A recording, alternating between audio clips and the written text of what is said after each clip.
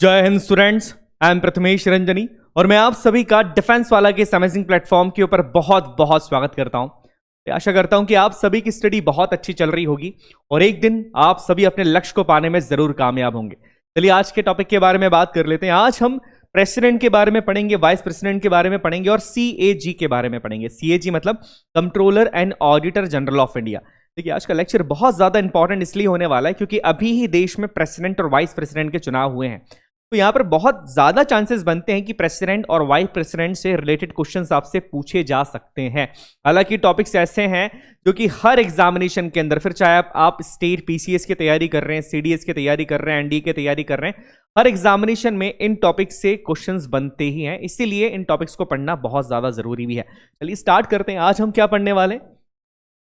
आज हम यहाँ पर प्रेसिडेंट के बारे में पढ़ेंगे कि हमारे देश के प्रेसिडेंट का इलेक्शन कैसे होता है। वाइस प्रेसिडेंट के बारे में पढ़ेंगे और CAG के बारे में पढ़ेंगे, controller and auditor general of India, जो कि एक बहुत बड़ी और बहुत इंपॉर्टेंट पोस्ट है हमारे देश की। उनके बारे में भी हम जानेंगे। चलिए लेक्चर को शुरू करते हैं, देर नहीं करेंगे। सबसे पहले अगर हम बात करें प्रेसिडेंट ऑफ इंडिया की, भारत के राष्ट्रपति, तो भारत के राष्ट्रपति होते क्या है? सबसे पहली बात, Indian president is the head of the states. हमारा जो पूरा देश है, पूरे देश के जो हेड होते हैं वो कौन होते हैं? भारत के राष्ट्रपति होते हैं। The president is the head of the Indian states. पूरे देश के हेड होते हैं। देखिए स्टेट का जब भी नाम आता है तो यहां पर आप कंफ्यूज मत होइएगा कि मैं MP, UP, बिहार सिर्फ इन्हीं की बात कर रहा हूं। जब स्टेट की बात आती है तो उसमें पूरा देश हमारा आता है। ये याद रखिएगा, बहुत इंपॉर्टेंट पॉइंट है और वेरियस एग्जामिनेशन के अंदर ये चीज पूछी भी गई है। तो जब भी देश आता है तो याद रखिएगा स्टेट में हमारा पूरा देश यहां पर आएगा। आर्टिकल 52 बात करता है, याद रखिएगा आर्टिकल 52 ये बताता है कि देश के एक राष्ट्रपति होंगे और देश के जो राष्ट्रपति होंगे वो हमारे देश के हेड होंगे। आपको याद होगा एक वर्ड मैंने आपको प्रेम्बल में करवाया था, वो वर्ड था रिपब्लिक। रिपब्लिक का मतलब क्या होता है? रिपब्लिक का मतलब होता है कि देश के जो राष्ट्रपति हैं, जो कि हेड ऑफ द स्टेट होते हैं, वो लोगों के द्वारा डायरेक्टली या इनडायरेक्टली चुने जाते हैं। हमारे देश के अंदर जो राष्ट्रपति जी हैं वो इनडायरेक्टली चुने जाते हैं, मतलब डायरेक्टली आप और हम उनके लिए वोट नहीं करते। ऐसा नहीं होता है कि राष्ट्रपति का चुनाव हुआ और आपने और मैंने डायरेक्टली उनके लिए वोट किया है। हम लोगों ने जिनको चुनकर भेजा है, हमने जिनको MLA बनाया है, जिनको MP बनाया है, जिनको चुनकर हमने संसद में भेजा है, वही लोग हमारे देश में वोट करते हैं राष्ट्रपति जी के इलेक्शन में, जो आगे हम जानेंगे। के बाद याद रखिए ये पॉइंट कि जो देश के राष्ट्रपति होते हैं वो देश के पहले नागरिक होते हैं। ये पॉइंट आप बचपन से सुनते आ रहे होंगे और ये बात सही भी है, बिकॉज वो देश के हेड होते हैं, देश को रिप्रेजेंट करते हैं। इसलिए देश के पहले नागरिक कौन होते हैं? देश के पहले नागरिक हमारे देश के राष्ट्रपति जी होते हैं। ये बहुत इंपॉर्टेंट पॉइंट है, इस चीज को याद रखिएगा। साथ ही साथ ये हमारे देश की यूनिटी, इंटीग्रिटी और सॉलिडेरिटी के सिंबल होते हैं। ये काफी कम बुक्स में बताया गया है, बट हमारे देश के जो राष्ट्रपति होते हैं वो हमारे देश की यूनिटी के भी सिंबल है, सॉलिडेरिटी के भी सिंबल है और साथ ही साथ हमारे देश के इंटीग्रिटी के सिंबल होते हैं। यहाँ पर जो पिक्चर है वो देश के पहले राष्ट्रपति जी का है, डॉक्टर राजेंद्र प्रसाद जी। एक महान व्यक्ति, महान शख्सियत, ये उनका पिक्चर है जो देश के पहले राष्ट्रपति थे। अभी हम बात करें तो अभी हमारे देश के जो राष्ट्रपति हैं वो यहाँ पर हम बात करेंगे वो है द्रौपदी मुर्मू जी। द्रौपदी मुर्मू जी ट्राइबल महिला प्रेसिडेंट है, पहली वो है जो ट्राइबल कम्युनिटी से बिलोंग करती है। ट्राइबल महिला प्रेसिडेंट पहली है। याद रखिएगा चुनाव अभी हुए हैं, दैट्स वाई टॉपिक काफी इंपॉर्टेंट हो जाता है। उसके बाद क्वालिफिकेशंस क्या क्या है देश में राष्ट्रपति बनने के लिए?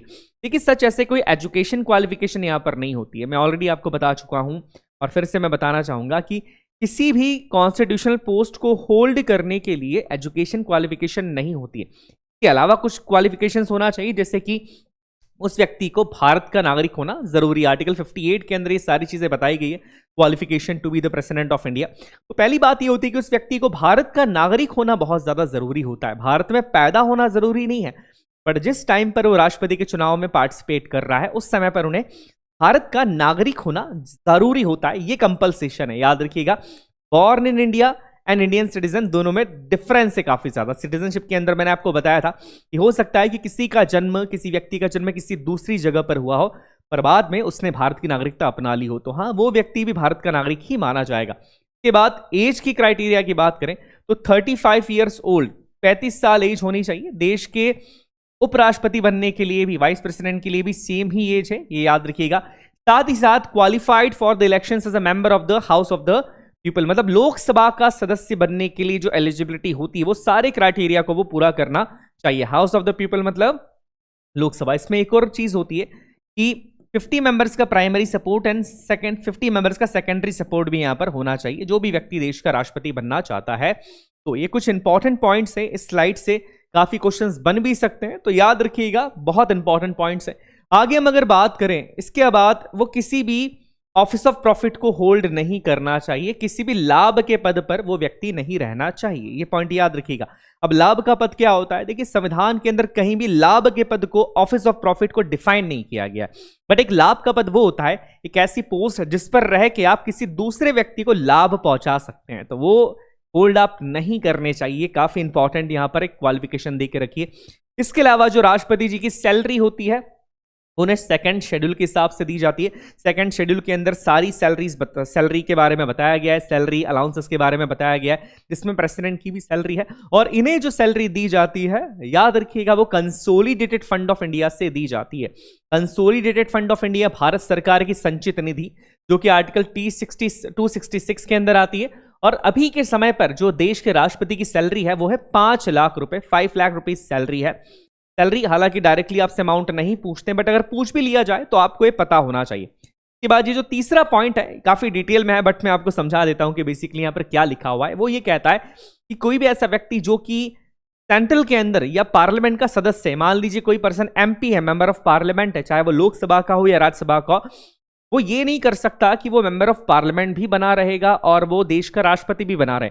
एक पद उन्हें छोड़ना होगा। दैट मीन्स अगर वो देश के राष्ट्रपति बन गए हैं तो यहां पर उन्हें उनकी जो पोस्ट है एमपी के, मेंबर ऑफ पार्लियामेंट की, वो छोड़नी पड़ती है। ऐसा ही same to same state legislature के साथ भी है कि अगर वो एमएलए हैं या मेंबर ऑफ लेजिस्लेटिव काउंसिल भी है, तो अगर वो देश के राष्ट्रपति चुन लिए गए हैं तो उन्हें फिर इस पोस्ट से इस्तीफा देना होगा। ऑब्वियसली एक पर्सन किन्हीं दो पोस्ट को कैसे होल्ड कर सकता है? तो ये 2 पॉइंट्स है, काफी इंपॉर्टेंट है, इसे याद रखिएगा। आगे अब हम बात करते हैं इलेक्शंस ऑफ प्रेसिडेंट की। ये मैं ऑलरेडी आपको बता चुका हूं और ये स्लाइड बहुत ज्यादा इंपॉर्टेंट है, बिकॉज इस स्लाइड से क्वेश्चन आने के चांसेस सबसे ज्यादा है। आर्टिकल 54 इलेक्शंस ऑफ प्रेसिडेंट के बारे में बात करता है और यहां पर द्रौपदी मुर्मू जी को अभी देश का राष्ट्रपति चुना गया है। पूछा गया है, देखिए, पूछा गया है और पूछा जा भी सकता है। अभी एसएससी के कुछ एग्जाम्स चल रहे हैं, उसमें भी ये पूछा गया था और हो सकता है कि यूपीएससी भी अब अपने एग्जामिनेशंस के अंदर ये पूछे, बिकॉज अभी अभी चुनाव हुए हैं, चर्चा का विषय चीज रही है। तो सबसे पहले ये हम देख लेते हैं कि चुनाव कैसे होते हैं। ऑब्वियसली चुनाव जो है वो इनडायरेक्ट होते हैं। दैट मीन्स आप और हम देश के राष्ट्रपति जी के इलेक्शन के लिए डायरेक्टली वोट नहीं करते हैं। हमने जिन लोगों को चुना है वो लोग देश के राष्ट्रपति जी के लिए वोट करते हैं, डायरेक्टली वोट नहीं दिया जाता है। नोट कर लीजिए, बहुत इंपॉर्टेंट पॉइंट है, आप और हम डायरेक्टली वोट नहीं देते हैं। अब कौन कौन पार्टिसिपेट करता है? जब हम वोट नहीं देते तो कौन कौन पार्टिसिपेट करता है? प्रेसिडेंट के इलेक्शन के लिए जो इलेक्टोरल कॉलेज है, इलेक्टोरल कॉलेज का मतलब ये होता है कि कौन कौन से लोग प्रेसिडेंट के इलेक्शन में पार्टिसिपेट करते हैं, किन किन लोगों से मिलकर ये कॉलेज बनाया, मतलब ऐसा ग्रुप जो प्रेसिडेंट के इलेक्शन में पार्टिसिपेट करेगा, वो कौन कौन है?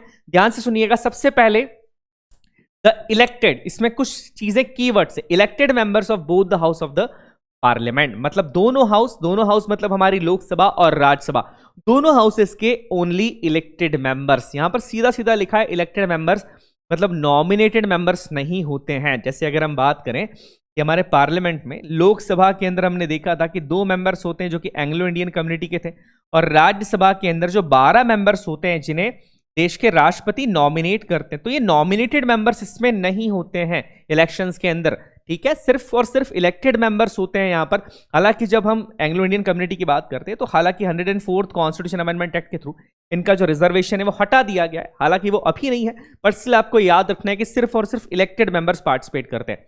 इसके अलावा elected members of the legislative assemblies of the states, जो लेजिस्लेटिव असेंबलीज हैं, राज्यों की विधानसभा हैं या विधानसभाओं के अंदर जो इलेक्टेड मेंबर्स हैं, यहां पर भी इलेक्टेड मेंबर्स ही पार्टिसिपेट करते हैं। स्टेट लेजिस्लेटिव असेंबली के अंदर जो 1 मेंबर होते हैं जिनको गवर्नर नॉमिनेट करते हैं एंग्लो इंडियन कम्युनिटी के, वो इसमें पार्टिसिपेट नहीं करते हैं। बट अगैन वही 104th कॉन्स्टिट्यूशन अमेंडमेंट यहां पर भी आ जाता है, उनके रिप्रेजेंटेशन को हटा दिया गया है। तो याद रखिएगा, बट दोनों जगह 2 शुरू के पॉइंट्स हैं वो क्या कह रहे हैं, सिर्फ और सिर्फ इलेक्टेड मेंबर्स पार्टिसिपेट करते हैं। तीसरा, दिल्ली और पौंडीचेरी के अंदर जो हमारी लेजिस्लेटिव असेंबलीज हैं, वहां के मेंबर्स भी पार्टिसिपेट इसमें करते हैं। ऑब्वियसली इलेक्टेड मेंबर्स ही करते हैं। इसमें जम्मू कश्मीर को भी जोड़ लिया जाएगा जब वहां पर उसकी असेंबली बन जाएगी, अभी नहीं है, बट जब भी बनी जाएगी उससे भी जोड़ा जाएगा। और ये चीज कही गई थी 7th कॉन्स्टिट्यूशन अमेंडमेंट एक्ट के द्वारा।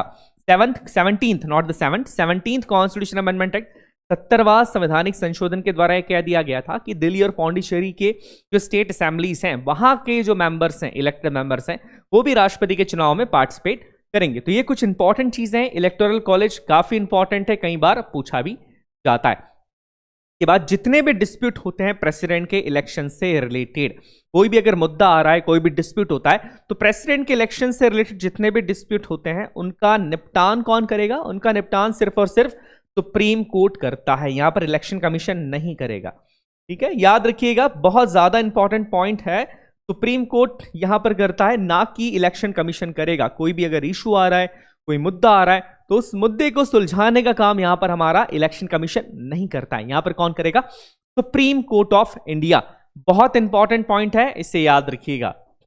आगे हम बात करते हैं इलेक्शन किस तरीके से होते हैं। इलेक्शन यहां पर किया जाता है सिंगल ट्रांसफरेबल वोटिंग सिस्टम के थ्रू। याद रखिए, पूछा गया है, प्रेसिडेंट के इलेक्शन में आप और मैं पार्टिसिपेट नहीं करते हैं। जिस तरीके से इलेक्शन होता है वो होता है सिंगल ट्रांसफरेबल वोटिंग सिस्टम के थ्रू यहां पर किया जाता है। सिंगल ट्रांसफरेबल वोटिंग सिस्टम क्या है, आगे हम समझेंगे इसको।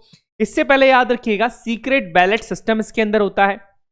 मतलब सीक्रेटली किसने किसको वोट दिया है, किस एमपी ने किसे वोट दिया है, किस एमएलए ने किसे वोट दिया है, पता नहीं लगता। सीक्रेट बैलेट सिस्टम है।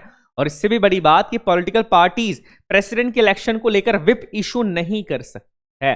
अब ये सवाल आता है कि विप होता क्या है। देखिए, विप अगर आप, मैं सीधे सीधे लैंग्वेज में बात करूं, तो हर पॉलिटिकल पार्टी एक ऑफिसर को अपॉइंट करती है। उस ऑफिसर का काम बेसिकली ये होता है कि वो ये देखे कि जो भी लोग उस पॉलिटिकल पार्टी को रिप्रेजेंट कर रहे हैं, एमपी हैं या राज्यों के अंदर रिप्रेजेंट कर रहे हैं, राज्यों की बात अभी नहीं करते, हम सीधे सीधे लेते हैं कि अगर लोकसभा के अंदर पॉलिटिकल पार्टी को जो लोग रिप्रेजेंट कर रहे हैं, वो पॉलिटिकल पार्टीज की बात को मान रहे हैं कि नहीं मान रहे। मान लीजिए कि कोई बिल आया, अब उस बिल पे उस पॉलिटिकल पार्टी का रिस्पांस क्या होना चाहिए? उस बिल को पास करना है या उस बिल को फेल करना है? उस बिल के लिए वोटिंग देनी है, अगेंस्ट वोटिंग देनी है? ये पहले से ही पॉलिटिकल पार्टी तय कर लेती है। और ये तय करती हैं, उसके बाद जो भी लोग हैं पॉलिटिकल पार्टी के पार्लियामेंट के अंदर, उनको विप इशू किया जाता है। विप का बेसिकली आप हिंदी में देखेंगे तो इसका मतलब होता है चाबुक। एक तरीका के निर्देश होते हैं जो पॉलिटिकल पार्टीज देती है कि आपको ये करना ही पड़ेगा, आपको इस बिल को सहमति देनी ही पड़ेगी, आपको इस बिल को फेल करना है। तो ये एक तरीके से पॉलिटिकल पार्टीज के निर्देश होते हैं, विप होते हैं। इसको नहीं मानने की कंडीशन में कई बार पॉलिटिकल पार्टीज अपने रिप्रेजेंटेटिव्स को निष्कासित भी करती है पार्टी से। क्यों? बिकॉज वो पार्टी के आइडियोलॉजी को नहीं मान रहे।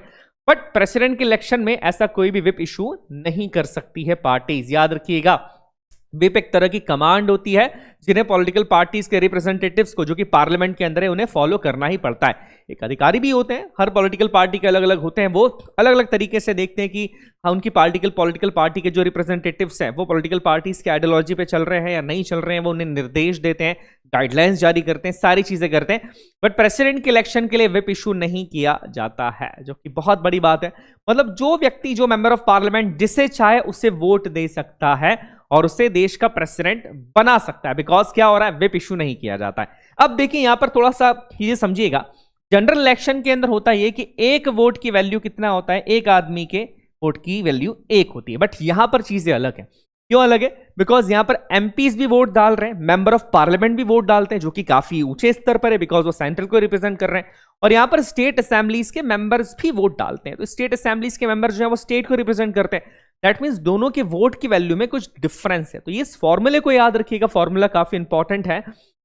एक एमएलए के वोट की वैल्यू क्या है? एमएलए मतलब जो स्टेट को रिप्रेजेंट कर रहे हैं, basically member of legislative assembly, इनके वोट की वैल्यू होती है total population of the state. याद रखिएगा, total population of the state upon number of MLAs. Total population of the state upon number of MLAs divided by 1000। फिर जो भी answer आता है वो एक एमएलए के वोट की वैल्यू होगी। याद रखिएगा, टोटल पॉपुलेशन ऑफ स्टेट। तो आप डिवाइड करते हैं, डिवाइड किससे करते हैं? नंबर ऑफ एमएलए से, नंबर ऑफ एमएलए से, और इस पूरे को डिवाइड कर देंगे 1000 से। जब आपका जो आंसर आता है वही होती है एक एमएलए के वोट की वैल्यू। इसी तरीके से एमपी के वोट की वैल्यू क्या होती है? एमपी के वोट की वैल्यू ऑब्वियसली एमएलए के वोट की वैल्यू से ज्यादा होती है। ये होती है total number of votes assign to MLAs, total number of votes assign to MLA, assign to MLA याद रखिएगा, और डिवाइडेड बाय ये हो जाता है total number of MPs, divided हो जाता है टोटल नंबर ऑफ एमपीज। तो ये दो फॉर्मूले हैं। ऑब्वियसली जब आप इसको देखेंगे तो यहां पर आप देख रहे हैं कि एमपी के वोट की वैल्यू ज्यादा है, मेंबर ऑफ पार्लियामेंट के वोट की वैल्यू ज्यादा होती है, ऑब्वियसली वो ज्यादा होगी। तो ये फॉर्मूला होता है, इस फॉर्मूले के थ्रू ये चुनाव होता है। अब जो वोटिंग इसमें की जाती है वो वोटिंग सिस्टम होता है सिंगल ट्रांसफरेबल वोटिंग सिस्टम। यहां पर आपको एक वर्ड, की वर्ड यहां पर है ट्रांसफरेबल। होता क्या है कि कोई भी मेंबर ऑफ पार्लियामेंट है, मान लीजिए कि 3 व्यक्ति प्रेसिडेंट के इलेक्शन में खड़े हुए हैं, ए, बी और, तो यहां पर क्या होता है, मान लीजिए कि कोई पार्लियामेंट के मेंबर ऑफ पार्लियामेंट है रवि जी। अब रवि जी जब अपना वोट देते हैं तो पहली बात, पॉलिटिकल पार्टी ने कोई विप इशू नहीं करी है कि आपको बी कोई देना है, सी कोई देना है, डी कोई देना है प्रेफरेंस, ऐसा कुछ भी नहीं है। यहां पर जो वोटिंग दी जाती है वो प्रेफरेंशियल सिस्टम में चलती है। नॉर्मल में क्या होता है कि ए, बी, सी में से हमको किसी को चुनना है तो हम सिर्फ एक को ही वोट देंगे। मान लीजिए मुझे ए को चुनना है तो मैं ए को वोट दे दूंगा कि मेरा वोट ए को जाता है और बात खत्म। मैं बी और सी को वोट दूंगा ही नहीं क्योंकि मैं ए को चुनना चाहता हूं। But single transferable voting system के अंदर चीजें थोड़ी सी अलग होता है। ये प्रेफरेंशियल वोटिंग सिस्टम होता है, इसमें आपको प्रेफरेंस देने होते हैं। जैसे मान लीजिए रवि जी ये चाहते हैं कि सबसे पहली उनकी जो पसंद है वो हो बी, कि बी जो है वो देश के राष्ट्रपति बने, तो बी को वो प्रेफरेंस देंगे नंबर 1। यहां पर प्रेफरेंस देना होता है। उसके बाद ये चाहते हैं कि अगर बी नहीं बन पाए किसी रीजन से तो सी बने, तो सी को प्रेफरेंस देंगे 2, और ए को वो भले ही बनाना ही नहीं चाहते बट स्टिल ए को उन्हें अपना प्रेफरेंस देना होगा। ऑब्वियसली नेचुरल प्रेफरेंस क्या हो जाएगा, 3। इसी तरीके से सारे एमपीज वोट देते हैं और पहले राउंड की काउंटिंग होती है। पहले राउंड में ये देखा जाता है कि सबसे ज्यादा वोट किससे मिले। जिसे सबसे ज्यादा वोट मिले हैं वो तो सेफ हो जाते हैं, बट जिसे सबसे कम वोट मिले, मान लीजिए पहले राउंड की काउंटिंग में सी को सबसे कम वोट मिले, सबसे कम मेंबर ऑफ पार्लियामेंट्स ने उन्हें अपनी पसंद माना, पहली पसंद माना या दूसरी पसंद माना, या सबने ये माना कि हमारी तीसरी पसंद ही है, तो सी इससे बाहर हो जाएंगे। उसके बाद सेकंड नंबर ऑफ काउंटिंग होती है, सेकंड राउंड होता है, उसमें कौन बचेगा, ए और बी बचेंगे। अगेन रवि जी वोट देंगे और ये सारी चीजें जो है वो चलती रहती है। ओके, तो ये जो सिस्टम होता है इसे कहा जाता है सिंगल ट्रांसफरेबल वोटिंग सिस्टम। आगे हम बात करें ओथ एंड टर्म्स की बात करें कि राष्ट्रपति जी को शपथ कौन दिलाता है उनके पद की। राष्ट्रपति जी को उनके पद की शपथ दिलाते हैं हमारे देश के chief justice of India, CGI, उन्हें अपने पद की शपथ दिलाते हैं। किसी रीजन से अगर वो एब्सेंट है या नहीं है तो उस कंडीशन के अंदर जो भी सीनियर मोस्ट जज होंगे, ध्यान से सुनिएगा, जो भी सीनियर मोस्ट जज होंगे सुप्रीम कोर्ट के, वो उन्हें राष्ट्रपति जी को अपने पद की शपथ दिलाएंगे। आर्टिकल 60 इस बारे में बात करता है। इसके अलावा राष्ट्रपति जी का जो टर्म होती है ऑफिस की वो होती है 5 साल, 5 इयर्स टर्म होती है। आर्टिकल 56 इसके बारे में बताता है। और अपना रेजिग्नेशन राष्ट्रपति जी वाइस प्रेसिडेंट को देते हैं, ये वाइस वर्सा चलेगा, ठीक है। वाइस प्रेसिडेंट अपना रेजिग्नेशन देंगे प्रेसिडेंट को और प्रेसिडेंट अपना रेजिग्नेशन देते हैं वाइस प्रेसिडेंट को, ये वाइस वर्सा चलता है। नोट कर लीजिएगा, काफी इंपॉर्टेंट पॉइंट है। इसके अलावा राष्ट्रपति जी को रिमूव भी किया जा सकता है अपनी पोस्ट से। काफी इंपॉर्टेंट ये प्रोसेस है, हम पढ़ेंगे इस प्रोसेस के बारे में। इस प्रोसेस का नाम है इम्पीचमेंट, जो कि आर्टिकल 61 के अंदर आता है। आर्टिकल 61 में इम्पीचमेंट का प्रोसेस है जो अभी हम आगे पढ़ने वाले हैं। इस प्रोसेस के थ्रू राष्ट्रपति जी को रिमूव किया जा सकता है, अपनी पोस्ट से हटाया जा सकता है। देखिए, हालांकि इम्पीचमेंट जो शब्द है वो सिर्फ राष्ट्रपति जी के लिए यूज किया गया, राष्ट्रपति जी को अपने पद से हटाने के लिए यूज किया गया, बाकी के लिए रिमूवल वर्ड को यूज किया जाता है। क्या राष्ट्रपति जी एलिजिबल होते हैं री इलेक्शन के लिए? आर्टिकल 57 इसके बारे में काफी डिटेल में बताता है। ये सीधा सीधा कहता है कि कोई भी व्यक्ति चाहे कितनी भी बार हो वो देश का राष्ट्रपति बन सकता है, इलेक्शन में जा सकता है, कोई मैक्सिमम लिमिट यहां पर नहीं दे रखी है। दैट मीन्स ऑब्वियसली सीधा सीधा कह दिया है कि जी हाँ, कोई भी व्यक्ति देश का राष्ट्रपति बनने के लिए चुना जा सकता है। It is very important point, बहुत इंपॉर्टेंट चीज है। इस स्लाइड से कई सारे क्वेश्चंस बन भी रहे हैं, तो याद रखिएगा इस तरह के क्वेश्चंस आपसे पूछे भी जा सकते हैं और इस स्लाइड से काफी क्वेश्चन बन रहे हैं, ध्यान रखिएगा। चलिए नेक्स्ट आगे हम बढ़ते हैं। इलेक्शन कैसे होते हैं वो हमने देख लिया था। अब इंपीचमेंट का प्रोसेस कि राष्ट्रपति जी को अगर रिमूव करना हो तो कैसे रिमूव किया जाएगा। इससे पहले इस प्रोसेस को मैं बताऊं, मैं आपको एक चीज कहना चाहूंगा, राष्ट्रपति जी को किसी भी ग्राउंड के ऊपर रिमूव नहीं किया जा सकता, अदरवाइज क्या होगा, प्रेशर क्रिएट हो जाएगा। क्यों? क्योंकि राष्ट्रपति जी किसी पॉलिटिकल पार्टी को तो रिप्रेजेंट करते नहीं है। अगर किसी पॉलिटिकल पार्टी की बात राष्ट्रपति जी ने नहीं मानी तो पॉलिटिकल पार्टी प्रेशर क्रिएट कर सकती है कि हम आपको इंपीच कर देंगे। दैट्स व्हाई इंपीचमेंट का प्रोसेस काफी टफ बनाया गया, काफी मुश्किल बनाया गया। किसी भी राष्ट्रपति जी को इंपीच करने के लिए एक ही ग्राउंड है, सिंगल ग्राउंड है। वो सिंगल ग्राउंड होता है if he violets the constitution, अगर उन्होंने संविधान का उल्लंघन किया हो तो। सिर्फ याद रखिएगा, this is very important point. सिर्फ और सिर्फ एक ही ग्राउंड के ऊपर उन्हें हटाया जा सकता है, उन्हें रिमूव किया जा सकता है, वो ग्राउंड है अगर उन्होंने संविधान का उल्लंघन किया है तो। If any president violets the constitution, अगर ये चीज की है तो ही उनके ऊपर इंपीचमेंट का प्रोसेस लगाया जा सकता है, इंपीचमेंट उनका शुरू किया जा सकता है। अब इंपीचमेंट के प्रोसेस के अंदर जो इलेक्टोरल कॉलेज है वो कौन कौन होता है, मतलब कौन कौन से लोग राष्ट्रपति जी के रिमूवल के प्रोसेस में, इंपीचमेंट के प्रोसेस में वोट करते हैं। देखिए, जब हमने इलेक्शन का प्रोसेस देखा था तो उसमें सारे ही मेंबर्स थे। उसमें हमने देखा था कि हमारे मेंबर्स ऑफ पार्लियामेंट भी थे इलेक्टेड, और साथ ही साथ लेजिस्लेटिव असेंबलीज के भी मेंबर्स थे। बट इंपीचमेंट के प्रोसेस में सिर्फ और सिर्फ होते हैं all members of parliament. That means हमारी लोकसभा प्लस राज्यसभा के सारे सदस्य हैं यहां पर, याद रखिएगा। टोटल मेंबर्स की बात की जा रही है, टोटल मतलब इलेक्टेड भी आ जाएंगे इसमें, प्लस जो हमारे नॉमिनेटेड थे, जैसे कि 12 नॉमिनेटेड मेंबर्स राज्यसभा में थे, 2 एंग्लो इंडियंस के पहले होते थे, अब तो नहीं है, पर लोकसभा में थे। तो यहां पर इलेक्टेड प्लस नॉमिनेटेड दोनों ही मेंबर्स आ जाते हैं, यहां पर लिखा हुआ है। भले ही यहां पर जो नॉमिनेटेड मेंबर्स हैं वो इलेक्शन में पार्टिसिपेट नहीं करते हैं, बट इंपीचमेंट के अंदर ये जरूर पार्टिसिपेट करते हैं। याद रखिएगा कि इलेक्टेड और नॉमिनेटेड दोनों ही मेंबर्स इसके अंदर होते हैं। के बाद आज तक कोई भी राष्ट्रपति इंपीच नहीं किया गया है, काफी अच्छी बात है।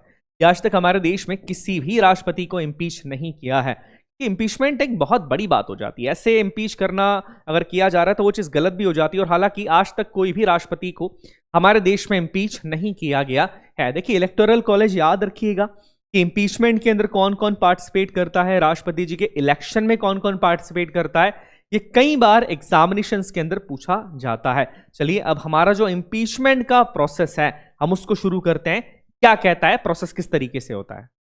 आगे बात की जाए तो प्रेसिडेंट का इंपीचमेंट का प्रोसेस स्टार्ट कहां किया जाता है, ये कई बार पूछा गया है कि लोकसभा के अंदर इंपीचमेंट का प्रोसेस स्टार्ट होगा या राज्यसभा के अंदर इंपीचमेंट का प्रोसेस स्टार्ट होगा। बहुत एग्जाम्स में पूछा है, याद रखिएगा इसका आंसर है the impeachment process can be started from any house of the parliament, किसी भी हाउस के अंदर। दैट मीन्स चाहे तो लोकसभा के अंदर चाहे तो राज्यसभा के अंदर इंपीचमेंट का जो प्रोसेस है वो किसी भी हाउस में स्टार्ट किया जा सकता है। उनके ऊपर चार्जेस लगाए जाते हैं, इल्जाम लगाया जाता है ऑब्वियसली कि संविधान का उल्लंघन उन्होंने किस तरीके से किया है। किसी भी हाउस के अंदर इंपीचमेंट का प्रोसेस स्टार्ट किया जा सकता है। ये पहली स्टेप है, याद रखिएगा क्या है, किसी भी हाउस के अंदर इंपीचमेंट का प्रोसेस स्टार्ट किया जा सकता है। स्टार्ट कैसे होता है, सबसे पहले the notice bearing the charges against the president must be signed by at least 1/4 of the members of the house. जिस भी हाउस के अंदर इंपीचमेंट के प्रोसेस को हम स्टार्ट कर रहे हैं, मान लीजिए कि लोकसभा के अंदर इंपीचमेंट का प्रोसेस स्टार्ट किया जा रहा है, तो लोकसभा के 1/4 मेंबर्स को हस्ताक्षर करने होंगे उस कागज के ऊपर जिस कागज के साथ, जिस डॉक्यूमेंट के साथ आप प्रेसिडेंट के ऊपर इल्जाम लगा रहे हो, इंपीचमेंट का प्रोसेस स्टार्ट करना चाहते हो। वो सारी चीजें लिखी हुई होगी उसमें कि क्यों प्रेसिडेंट के ऊपर इंपीचमेंट का प्रोसेस स्टार्ट करना चाहिए, संविधान का वायलेशन उन्होंने कैसे किया, और उसके ऊपर उस हाउस के 1/4 मेंबर्स के सिग्नेचर होने चाहिए। सारे के सारे चार्ज उसके अंदर होंगे, उस नोटिस के ऊपर सारे चार्जेस लिखे होंगे और उस नोटिस के ऊपर सिग्नेचर होने चाहिए 1/4 मेंबर्स के, जिस भी हाउस के अंदर उस नोटिस को या कह सकते हैं कि इंपीचमेंट के प्रोसेस को स्टार्ट किया जा रहा है। उसके बाद अगर ये हो गया है तो 14 दिन का नोटिस देना पड़ता है। डे याद रखिएगा, 14 डेज का प्रायर नोटिस देना पड़ता है प्रेसिडेंट को कि आपके अगेंस्ट हम इंपीचमेंट का प्रोसेस शुरू करने वाले हैं। 14 दिन पहले उन्हें बताना होता है। क्यों बताना होता है? ताकि उनके अगेंस्ट जो चार्ज है वो उन्हें देख सकें, अपने आप को डिफेंड करने का उन्हें टाइम मिल जाए, इंक्वायरी का थोड़ा टाइम उन्हें मिल जाए कि ऐसा क्या किया है, क्यों चार्जेस लगाए गए हैं, वो इस पर आपत्ति उठा सके, लोगों से सवाल कर सके, अपना डिफेंड कर सके, इसके लिए टाइम दिया जाता है। तो याद रखिएगा 14 दिन का नोटिस पीरियड उन्हें दिया जाता है। क्लियर है यहां तक?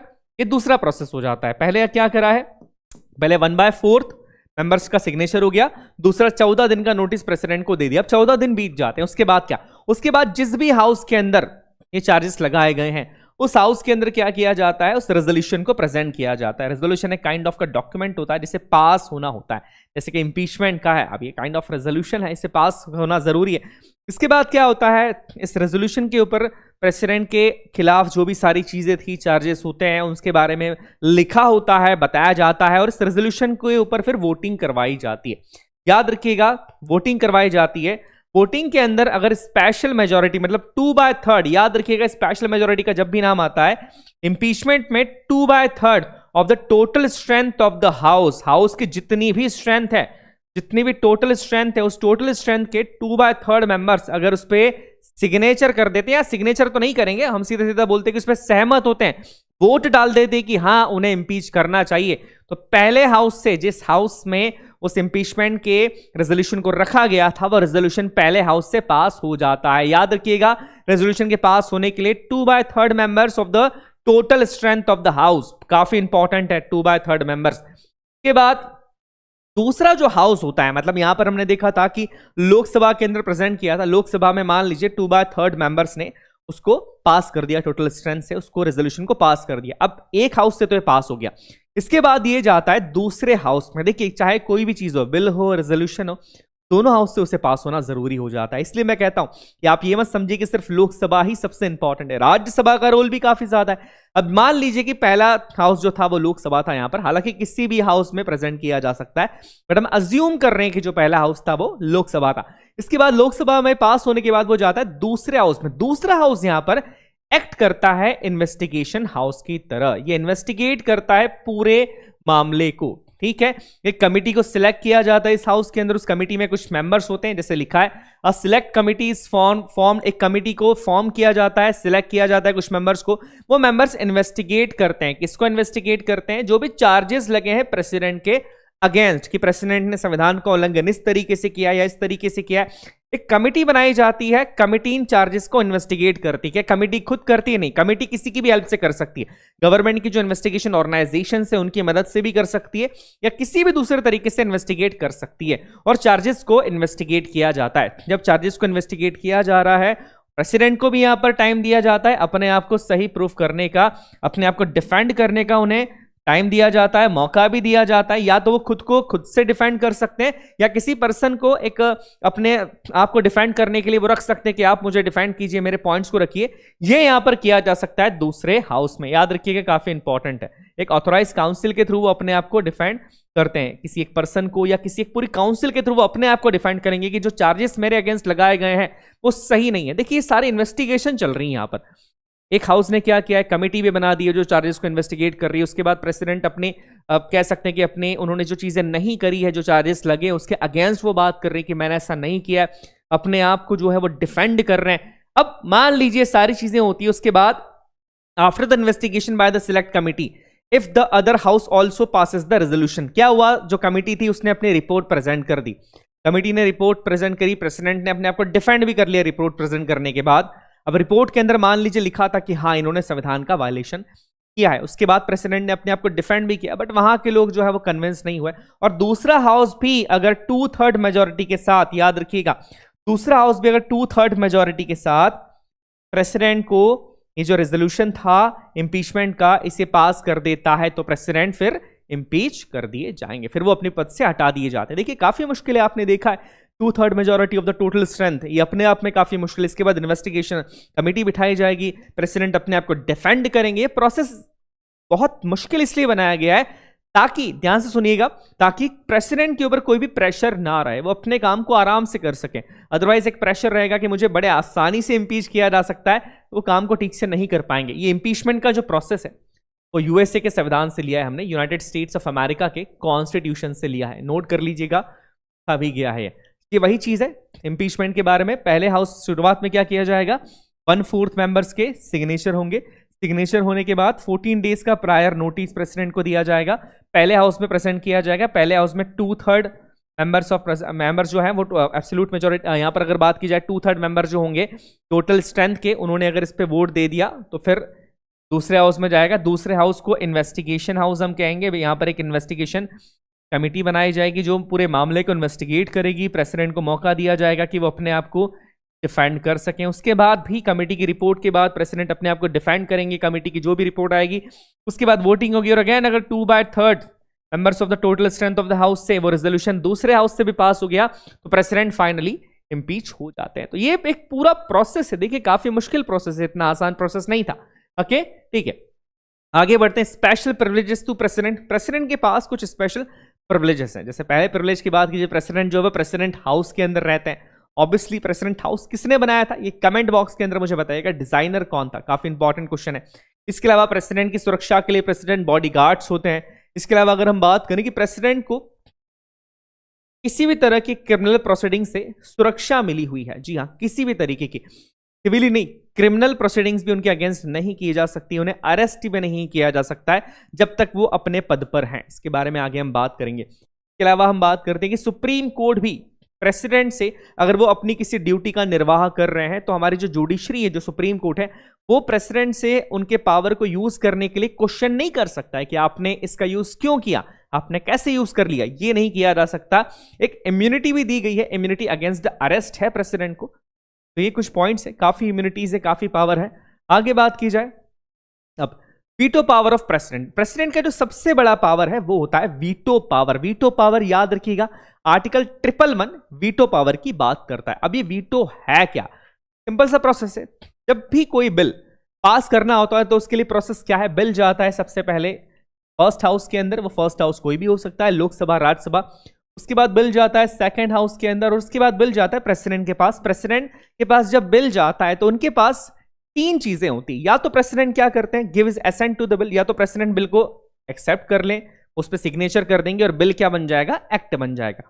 दूसरा होता है कि वो अपनी एसेंट को विथहोल्ड कर ले, मतलब इनडायरेक्टली बात करूं कि बिल को रिजेक्ट कर दे कि नहीं, वो बिल को पास नहीं करना चाहते हैं, उन्होंने बिल को रिजेक्ट कर दिया। तीसरा होता है return the bill for recommendations if pass president has to give the assent. क्या कर सकते हैं वो, क्या कर सकते हैं कि एक ने कुछ रिकमेंडेशन वो दे सकते हैं। मान लीजिए कोई बिल आया, इस बिल में 10 पॉइंट्स लिखे थे, 10 पॉइंट्स में से 3 पॉइंट्स ऐसे थे जिसके ऊपर प्रेसिडेंट को लगा कि इन पॉइंट्स को चेंज किया जाना चाहिए, और उन्होंने रिकमेंड करा कि इनकी जगह ये चीजें होनी चाहिए, और वापस से बिल को रिकंसिडरेशन के लिए वो पहले हाउस में भेज सकते हैं। ये भी वो कर सकते हैं, बट याद रखिएगा यहां पर अगर वापस से बिल पास हो गया प्रेसिडेंट के रिकमेंडेशन के साथ या बिना रिकमेंडेशन के, और दूसरी बार भी प्रेसिडेंट के पास से बिल आ गया, तो प्रेसिडेंट को उस पर सिग्नेचर करने ही पड़ेंगे, एसेंट देनी ही पड़ेगी, है ना। वो बार हो जाते हैं, उनको करना ही पड़ेगा, बाउंड है वो उस चीज को करने के लिए। तो ये पॉइंट याद रखिएगा।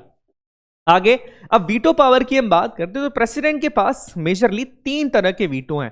पहला आता है एब्सोल्यूट वीटो, दूसरा है पॉकेट वीटो, और तीसरा है सस्पेंसिव वीटो। ये पावर्स काफी इंपॉर्टेंट है, तीनों को हम समझेंगे काफी आसानी से, और आर्टिकल 111 वीटो पावर्स की बात करता है। सबसे पहले हम बात करेंगे कि एब्सोल्यूट वीटो। एब्सोल्यूट का क्या मतलब होता है, withhold his assent to the bill, मतलब सीधी सीधी बात की जाए, बिल को रिजेक्ट कर दिया प्रेसिडेंट ने। प्रेसिडेंट के पास कोई बिल आया, प्रेसिडेंट ने बिल को रिजेक्ट ही कर दिया।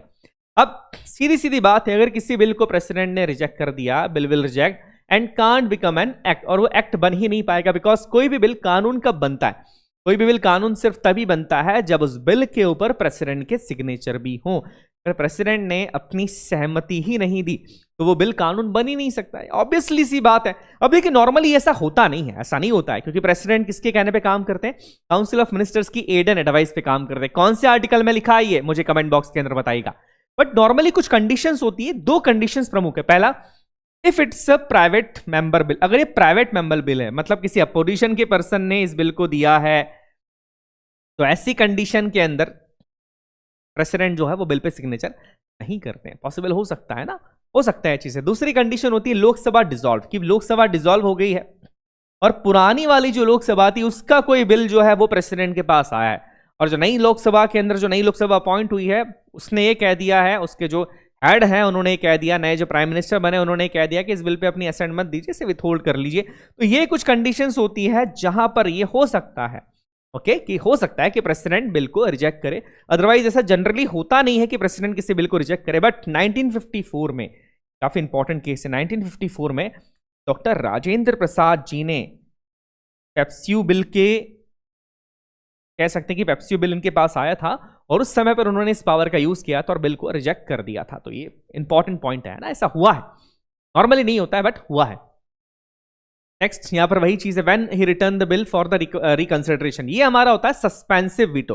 सस्पेंसिव वीटो बेसिकली वही चीज है कि कोई बिल था, मान लीजिए बिल है, बिल पहले गया फर्स्ट हाउस के अंदर, this is the first house, के बाद बिल फर्स्ट हाउस से पास होकर जाता है सेकंड हाउस के अंदर, सेकंड हाउस के पास बिल जाता है फिर प्रेसिडेंट के पास। प्रेसिडेंट देखते हैं कुछ पॉइंट्स उन्हें पसंद नहीं आते, उन्हें लगता है कि इन पॉइंट्स को चेंज करना चाहिए, पॉइंट्स ठीक नहीं, वो वापस से बिल को कुछ अमेंडमेंट्स के साथ, अपने कुछ रिकमेंडेशंस के साथ वापस से बिल को फर्स्ट हाउस में भेज देते हैं। वापस से फर्स्ट हाउस में भेज देते हैं। हाँ, बट एक कंडीशन है, अगर उनके रिकमेंडेशन माने बिना भी ये बिल वापस से पास होकर उनके पास आ गया तो उन्हें सिग्नेचर करने पड़ेंगे। आगे हम बात करते हैं, if the parliament resends the bill with और without amendments to the Indian parliament to the Indian president, he has to approve the bill without using any of his veto power. जैसा कि मैंने आपको बताया कि अगर वापस से तो पास होकर उनके पास चला गया, भले उनके रिकमेंडेशंस मानी है नहीं मानी है, भारत के राष्ट्रपति को फिर कोई वो अपना दूसरा वीटो पावर यूज नहीं कर सकते, उन्हें उनकी सहमति देनी ही होगी। बट ये जो चीज है ये मनी बिल के साथ नहीं हो सकती, फैंसी वीटो मनी बिल के साथ नहीं हो सकती। प्रेसिडेंट अपना रिकमेंडेशन नहीं दे सकते मनी बिल के लिए, इसमें ये पॉइंट्स भी ऐड किया जाना चाहिए, वो पॉइंट्स भी ऐड किया जाना चाहिए। इसका एक रीजन है, कौन ये बताता है बेसिकली कि ये कोई बिल है जो मनी बिल है या नहीं है, ये कौन बताता है? ये बताता है लोकसभा स्पीकर। बट एक पॉइंट याद रखिएगा, मनी बिल को प्रेसिडेंट की रिकमेंडेशन के साथ ही प्रेजेंट किया जा सकता है, ये पढ़ा है हमने। अब ऑलरेडी प्रेसिडेंट ने उसको रिकमेंड कर दिया है कि उसको प्रेजेंट किया जा सकता है, फिर वो कैसे अलग से बोल सकते कि मेरी कुछ और रिकमेंडेशन है जब वो बिल पास हो जाए तो। दैट्स वाई चीज मनी बिल के साथ नहीं की जा सकती है। नेक्स्ट आता है पॉकेट वीटो, काफी ज्यादा इंपॉर्टेंट, इससे रिलेटेड क्वेश्चंस कई बार पूछे जाते हैं। पॉकेट सीधा सा समझिए कि कोई बिल राष्ट्रपति जी के पास है, राष्ट्रपति जी ने अपने पॉकेट में उसको रख लिया। अब कोई चीज अगर पॉकेट में रख ली, दैट मीन्स वो ना उस बिल को एक्सेप्ट करते हैं, हाँ तो एक्सेप्ट कर रहे हैं, ना उस बिल को रिजेक्ट करते हैं, ना ही उसे रिकंसिडरेशन के लिए भेज रहे हैं कि आप इन पॉइंट्स पे बात कीजिए। ये ऐसा होता है कि गाड़ी हमारी चल रही है और सडनली गाड़ी न्यूट्रल में आ गई, ना वो आगे बढ़ रही है ना वो पीछे जा रही, दैट्स इट। इसी तरीके से होता है जो वीटो का पावर वो है पॉकेट वीटो की, प्रेसिडेंट कोई एक्शन नहीं लेते, बिल उनके पास आया उन्होंने रख लिया अपने पास, एक अलमारी के अंदर बंद करके रख लिया, अपने पॉकेट में रख के भूल गए, दैट्स इट। इसे कहा जाता है पॉकेट वीटो। ओके, ना तो एक्सेप्ट कर रहे हैं और ना ही रिजेक्ट कर रहे हैं। कितने टाइम अपने पॉकेट में रख सकते हैं, कितने टाइम तक ये बिल रह सकता है प्रेसिडेंट के पास, कोई लिमिट नहीं है, अनलिमिटेड टाइम, कोई भी इसकी लिमिट नहीं है। Keeps the bill for the indefinite period of time, कितने भी समय तक रखा जा सकता है। अमेरिका के अंदर भी ऐसा होता है, बट अमेरिका में 10 दिन का प्रावधान है ना, याद रखिएगा। 10 डेज का यूएसए के अंदर है कि 10 डेज के बाद बिल को देना ही पड़ता है। हमारे यहां ऐसा कुछ भी नहीं है, ना बिल को एक्सेप्ट किया जाएगा ना रिजेक्ट किया जाएगा। भारत के अंदर भी इस चीज को यूज किया गया है, एक बार पॉकेट वीटो का यूज किया है ज्ञानी जेल सिंह जी ने, भारत के पहले सिख प्रधानमंत्री सिख राष्ट्रपति थे ज्ञानी जेल सिंह जी। और इंडियन पोस्ट ऑफिस बिल जब उनके पास आया था तो उन्होंने इस पावर का यूज यहां पर किया है, याद रखिएगा, काफी इंपॉर्टेंट चीज है। ओके, अब पॉकेट वीटो का यूज क्या कॉन्स्टिट्यूशन अमेंडमेंट बिल के अंदर किया जा सकता है, क्या संविधान संशोधन विधेयक में पॉकेट वीटो का यूज किया जा सकता है? इसका आंसर है ना। सीधा सीधा लिखा है कि हमारे 24th कॉन्स्टिट्यूशन अमेंडमेंट एक्ट 1971 के द्वारा यह कह दिया गया था कि कांट डू, संविधान संशोधन विधेयक के केस में पॉकेट वीटो का यूज नहीं किया जा सकता, किसी भी कीमत पर आप नहीं कर सकते। काफी इंपॉर्टेंट पॉइंट है, याद रखिएगा। तो ये 3 तरह के प्रधानमंत्री हमारे देश के राष्ट्रपति जी के पावर्स थे। नेक्स्ट कुछ और पावर्स हैं, जैसे मिलिट्री पावर्स हैं उनके पास, फाइनेंशियल पावर्स हैं, जुडिशियल पावर्स हैं, लेजिस्लेटिव पावर्स है, इमरजेंसी पावर्स है, डिप्लोमेटिक पावर्स है और एग्जीक्यूटिव पावर्स भी हैं। हम सारे पावर्स को समझते हैं, कुछ पावर्स काफी इंपॉर्टेंट है, कुछ पावर्स को आपको थोड़ा सा बहुत डीपली समझना पड़ेगा और कुछ पावर्स ऐसे हैं जो आसानी से आपको समझ भी आ जाएंगे। चलिए स्टार्ट करते हैं, कौन कौन से पावर्स हैं। सबसे पहले हम बात करेंगे प्रेसिडेंट ऑफ इंडिया के जुडिशियल पावर्स की। देखिए काफी इंपॉर्टेंट पावर है। पहला power, appoint chief justice and जजेस of the supreme court and high courts. हमारे जो चीफ जस्टिस ऑफ इंडिया है उनको हमारे देश के राष्ट्रपति अपॉइंट करते हैं। साथ ही साथ हाई कोर्ट के जो चीफ जस्टिस होते हैं, हाई कोर्ट के साथ साथ जो अदर जजेस भी होते हैं हाई कोर्ट के, उनको भी अपॉइंट कौन करते हैं? हमारे प्रेसिडेंट ही करते हैं। Can seek advice from supreme court at on any question of law, किसी भी कानून के मुद्दे के ऊपर, किसी भी कानून के क्वेश्चन के ऊपर वो सुप्रीम कोर्ट की एडवाइस ले सकते हैं। अधिकार होता है, ये देश के राष्ट्रपति के पास अधिकार है। आपको याद होगा आर्टिकल 143 के बारे में बात करता है, काफी इंपॉर्टेंट है, एडवाइस ले सकते हैं सुप्रीम कोर्ट से। इसके अलावा पार्डनिंग पावर्स जो कि काफी इंपॉर्टेंट है, आर्टिकल 72 के अंदर राष्ट्रपति जी के क्षमादान की शक्तियों के बारे में बताया गया है। चलिए एक एक करके उन शक्तियों के बारे में समझते हैं और वही सबसे इंपॉर्टेंट पावर्स होते हैं। सबसे पहले हम बात करेंगे पार्डनिंग पावर जो कि आर्टिकल 72 के अंदर दिए गए हैं। देखिए क्षमादान की जब शक्ति की बात आती है तो ऐसा नहीं होता है, कई बार लगता है कि राष्ट्रपति जी अपने मन से क्षमादान कर देते हैं, किसी को भी मन से माफ कर सकते हैं, ऐसा नहीं होता है। कई सारी एप्लीकेशंस आती हैं राष्ट्रपति हाउस के अंदर के बाद इन एप्लीकेशंस में से कुछ एप्लीकेशंस को छाटा जाता है और उसके बाद जो हमारी काउंसिल ऑफ मिनिस्टर्स है वो इस पे चर्चा करती है, देखती है क्या सही है क्या गलत है। उसके बाद ही राष्ट्रपति जी जो है वो अपनी सहमति देते हैं, असहमति देते हैं, ऐसे मन से नहीं दे सकते, ये पॉइंट याद रखिएगा।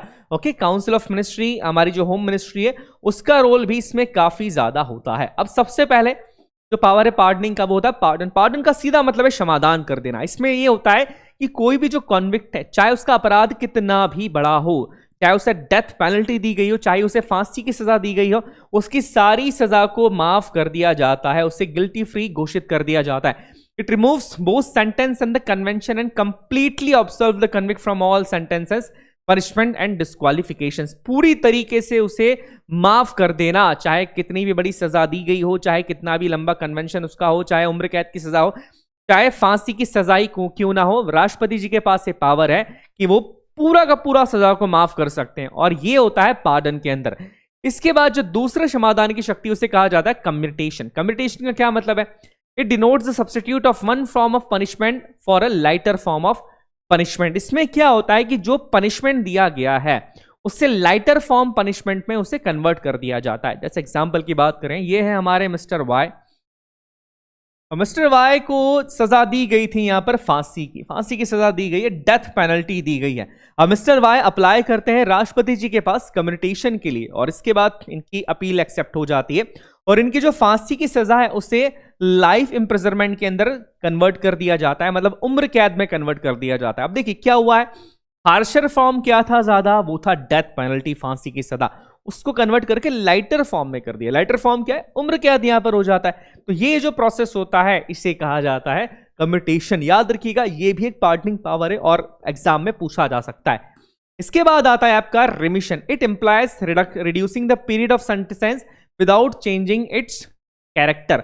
देखिए क्या लिखा है कि इसमें जो पीरियड ऑफ सेंटेंस है, जो अवधि है, जो कार्यकाल है, जो सजा की अवधि, उसको कम कर दिया जाता है, पर सजा की प्रकृति को, सजा के नेचर को कम नहीं किया जाता है। जैसे एग्जांपल की बात की जाए, यहां पर लिखा है a sentence of rigorous imprisonment of 2 years may be remitted to rigorous imprisonment of 1 year। मतलब सीधी सी बात है, मान लीजिए अगेन हमारे जो कैरेक्टर है मिस्टर वाई है, मिस्टर वाई को 5 साल का कठोर कारावास मिला था, 5 साल का राइगोरियस इंप्रिजनमेंट मिला था। हिंदी में लिख देता हूं मैं, कठोर कारावास मिला था। कठोर कारावास आजीवन कठोर कारावास जो साधारण कारावास होता है, जो नॉर्मल इंप्रिजनमेंट होता है, उससे अलग होता है। अब यहां पर क्या होता है, जब ये रिमिशन के लिए अप्लाई करते हैं तो इस 5 साल को चेंज करके कर दिया जाएगा 2 साल। बट जो प्रकृति है, जो नेचर है इनकी सजा का, वो क्या है, वो राइगोरियस इंप्रिजनमेंट है, कठोर कारावास है, उसे चेंज नहीं किया जाएगा। ये नहीं किया जा सकता कि कठोर कारावास को कम करके सामान्य कारावास कर लिया, नहीं, वो कठोर कारावास ही रहेगा कि 2 साल का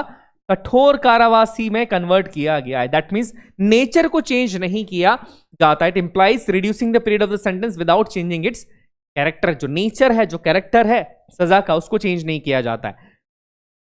नेक्स्ट इसके बाद आता है हमारा रिस्पाइट। इसका यूज कई बार किया जाता है। देखिए कई कैदी ऐसे होते हैं जिनकी फिजिकल कंडीशन ठीक नहीं होती है, फिजिकली वो डिसेबल्ड होते हैं, या कई महिला कैदी ऐसी होती हैं जिस समय पर उनको कैद किया जा रहा है वो प्रेग्नेंट होती है। तो ऐसी कंडीशन के अंदर वो राष्ट्रपति जी के पास अप्लाई करती हैं रिस्पाइट के लिए। ये स्पेशल कंडीशंस होती हैं और इसमें रिस्पाइट के थ्रू उनकी सजा को कम कर दिया जाता है। सिंपल सा याद रखिएगा, ये स्पेशल कंडीशंस के अंदर होता है।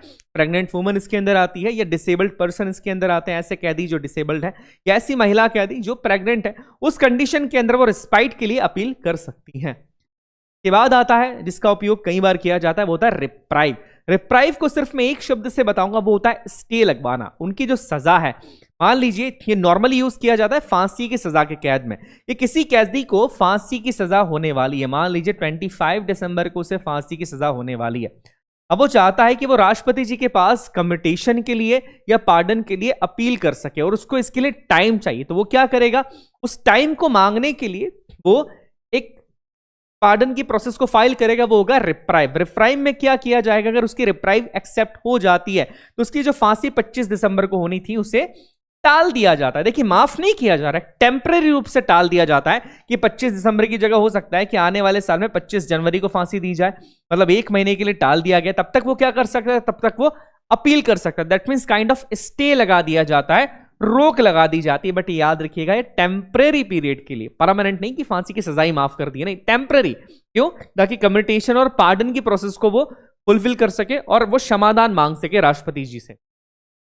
आगे बात की जाए, इसके अलावा कुछ लेजिस्लेटिव पावर्स भी होते हैं हमारे राष्ट्रपति जी के पास, जिसे the president summons the house of the parliament at least twice a year और prorogue other house of parliament and dissolves the Lok Sabha. ये मैंने बताया पार्लियामेंट के अंदर कि समनिंग का जो पावर है वो किसके पास है, वो प्रेसिडेंट के पास ही होता है। प्रोरोगेशन, किसी सत्र को समाप्त करना, किसी सेशन को खत्म करना, इसका पावर भी किसके पास है, वो राष्ट्रपति जी के पास ही है। और एक साल में कम से कम 2 सेशंस यहां पर होने चाहिए, ये चीजें यहां पर बताई गई है, काफी इंपॉर्टेंट चीज है। इसके अलावा आर्टिकल 108 के अंदर जो ज्वाइंट सेटिंग का प्रावधान दिया गया है, ज्वाइंट सेटिंग डिटेल में मैंने आपको बताया है, जो ज्वाइंट सेटिंग का प्रावधान दिया गया है, उस ज्वाइंट सेटिंग को समन करने का काम भी कौन करता है, वो हमारे देश के राष्ट्रपति जी ही करते हैं। वही बात यहां पर लिखी गई है। इसके बाद ही मैं address either separately to the both houses और jointly at the commencement of the first session after every general election. क्या होता है कि जब भी कोई नया इलेक्शन होता है, नई लोकसभा आती है, तो या तो वो लोकसभा राज्यसभा दोनों को ज्वाइंटली एड्रेस कर सकते हैं या अलग अलग दोनों को एड्रेस कर सकते हैं, ये उनके पास पावर होता है। हर नए जनरल इलेक्शन के बाद जो रिजल्ट आते हैं उसके बाद ये नई लोकसभा को, नई राज्यसभा तो नहीं बोल सकते बिकॉज राज्यसभा तो हाउस ऑफ डिसोल्यूशन है ही नहीं, दोनों को ज्वाइंटली भी एड्रेस कर सकते हैं। ये पॉइंट याद रखिएगा। क्लियर है? ग्रेट। आगे बात की जाए लेजिस्लेटिव पावर के अंदर ही अपॉइंट स्पीकर, ये स्पीकर को अपॉइंट करते हैं, डिप्टी स्पीकर को अपॉइंट करते हैं लोकसभा के, and chairman and deputy chairman of Rajya Sabha.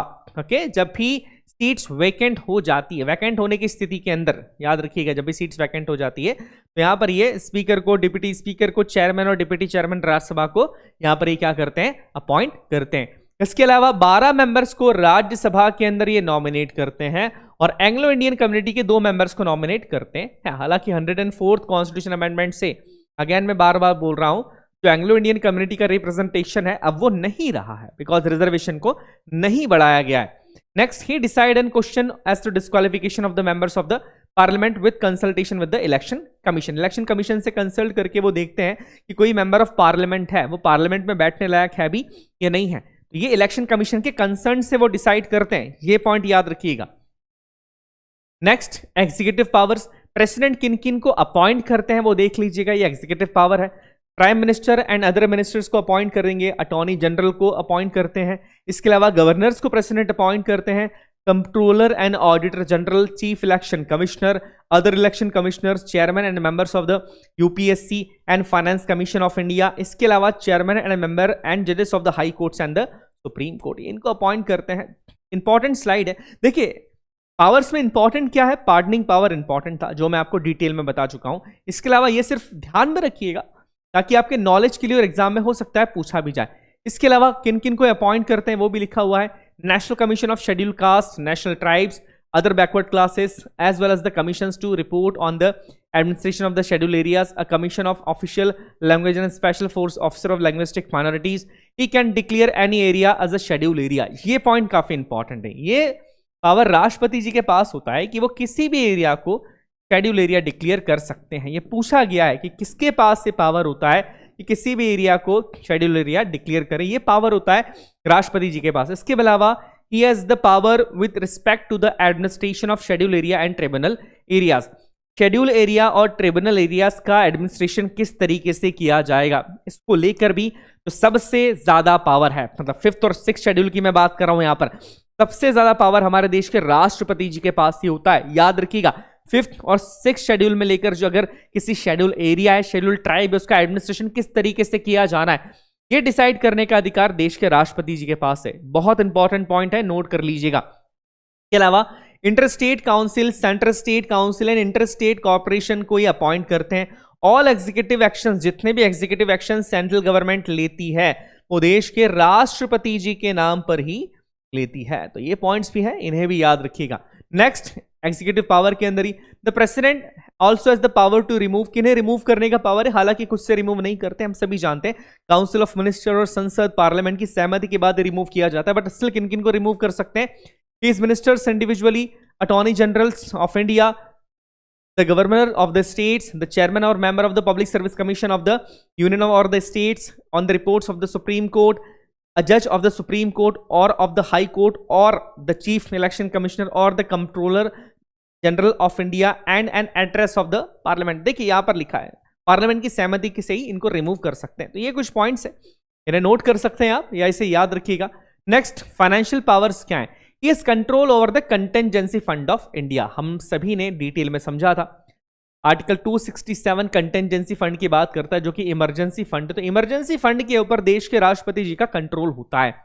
Emergency fund को भले ही देश के राष्ट्रपति जी का कंट्रोल होता है, बट याद रखिएगा राष्ट्रपति जी के कहने पर जो हमारे फाइनेंस सेक्रेटरी हैं वो इस फंड की देखरेख करते हैं, बट राष्ट्रपति जी इस फंड के हेड हैं, याद रखिएगा। तो यहां पर उनको कंट्रोल होता है स्टेट के, या हम कह सकते हैं सीधी सीधी बात, हमारा जो कंटेंजेंसी फंड है उसके ऊपर उनका कंट्रोल होता है। उसके बाद the president of India constitute the financial commission after every 5 year. हर 5 साल के अंदर जो हमारे देश के राष्ट्रपति हैं वो फाइनेंस कमीशन बनाते हैं। Next, the president shall in respect of every financial year cause to be laid before both the houses of the parliament statement of estimate reports and expenditure of the government of India that year in the past, reference to the as an annual financial statement. ये annual financial statement basically बात की जा रही है budget की। Article 112 budget की बात करता है, हालांकि बजट शब्द संविधान में कहीं भी नहीं है, शब्द है एनुअल फाइनेंशियल स्टेटमेंट। और एनुअल फाइनेंशियल स्टेटमेंट को संसद के पटल पर कौन रखता है? पार्लियामेंट में रखते हैं हमारे देश के राष्ट्रपति, याद रखिएगा। मिलिट्री पावर्स की बात की जाए तो जो भी वॉर डिक्लेयर करना होता है, पीस कब डिक्लेयर करना है, ये हमारे देश के राष्ट्रपति जी ही डिक्लेयर करते हैं। इसके अलावा सुप्रीम कमांडर होते हैं हमारी आर्म फोर्सेस के, और हमारे देश के आर्मी, नेवी, एयरफोर्स चीफ को भी वही अपॉइंट करते हैं। आगे डिप्लोमेटिक पावर्स की बात की जाए तो जितनी भी इंटरनेशनल ट्रेड होती है, इंटरनेशनल ट्रेटीज होती है, दूसरे देश के साथ हम जो डील साइन करते हैं वो राष्ट्रपति जी के नाम पर ही साइन की जाती है। हाँ जी, ये बड़ा इंपॉर्टेंट पॉइंट है। इसके अलावा he is the representative of India. Bharat के रिप्रेजेंटेटिव होते हैं वो इंटरनेशनल फोरम्स के ऊपर। ये हमने देखा है कि देश के राष्ट्रपति जी जहां भी जाते हैं वो भारत के एक रिप्रेजेंटेटिव के तौर पर काम करते हैं, रिप्रेजेंटेटिव होते हैं। He send and receive ambassadors and other diplomatic representatives, ये भी इनका एक काम है। अब डिस्क्रिशनरी पावर, ये पावर्स काफी इंपॉर्टेंट है। इसमें जो दोनों पॉइंट्स है वो बहुत इंपॉर्टेंट है। गवर्नर के टाइम पर भी मैंने पावर के बारे में आपको बताया था। All through the constitution after the 42nd constitution amendment act made it mandatory और obligatory for the president to act on the aid and advice of the council of ministers. 42वें संविधान संशोधन के द्वारा इस चीज को मैंडेटरी कर दिया गया था। किस चीज को मैंडेटरी कर दिया गया है?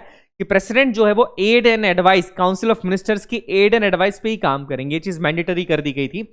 Even then the practice of parliamentary governance create some circumstances when the president had to act as per his own wisdom, sense of justice and discretion। भले ही ये कर दिया है, बट स्टिल पार्लियामेंट में कुछ ऐसी चीजें होती हैं, कुछ ऐसी सिचुएशंस आती है जहां पर प्रेसिडेंट अपनी इच्छा से काम कर सकते हैं। उन्हें काउंसिल ऑफ मिनिस्टर्स की एड एंड एडवाइस नहीं माननी पड़ेगी। और ये पॉइंट क्या है, ध्यान से सुनिएगा।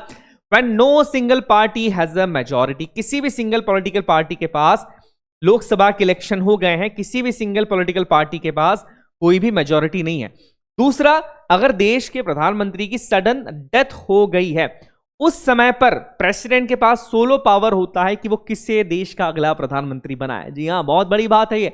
या तो कोई भी पॉलिटिकल पार्टी अपनी मेजॉरिटी प्रूव नहीं कर पाई है, तो प्रेसिडेंट के ऊपर है कि किस पॉलिटिकल पार्टी की सरकार बनेगी। और अगर देश के प्रधानमंत्री जी की सडन मृत्यु हो गई है, उस कंडीशन में भी कौन प्रधानमंत्री होगा, उसे अपॉइंट भी कौन करेगा? देश के राष्ट्रपति ही करते हैं। ये पॉइंट याद रखिएगा।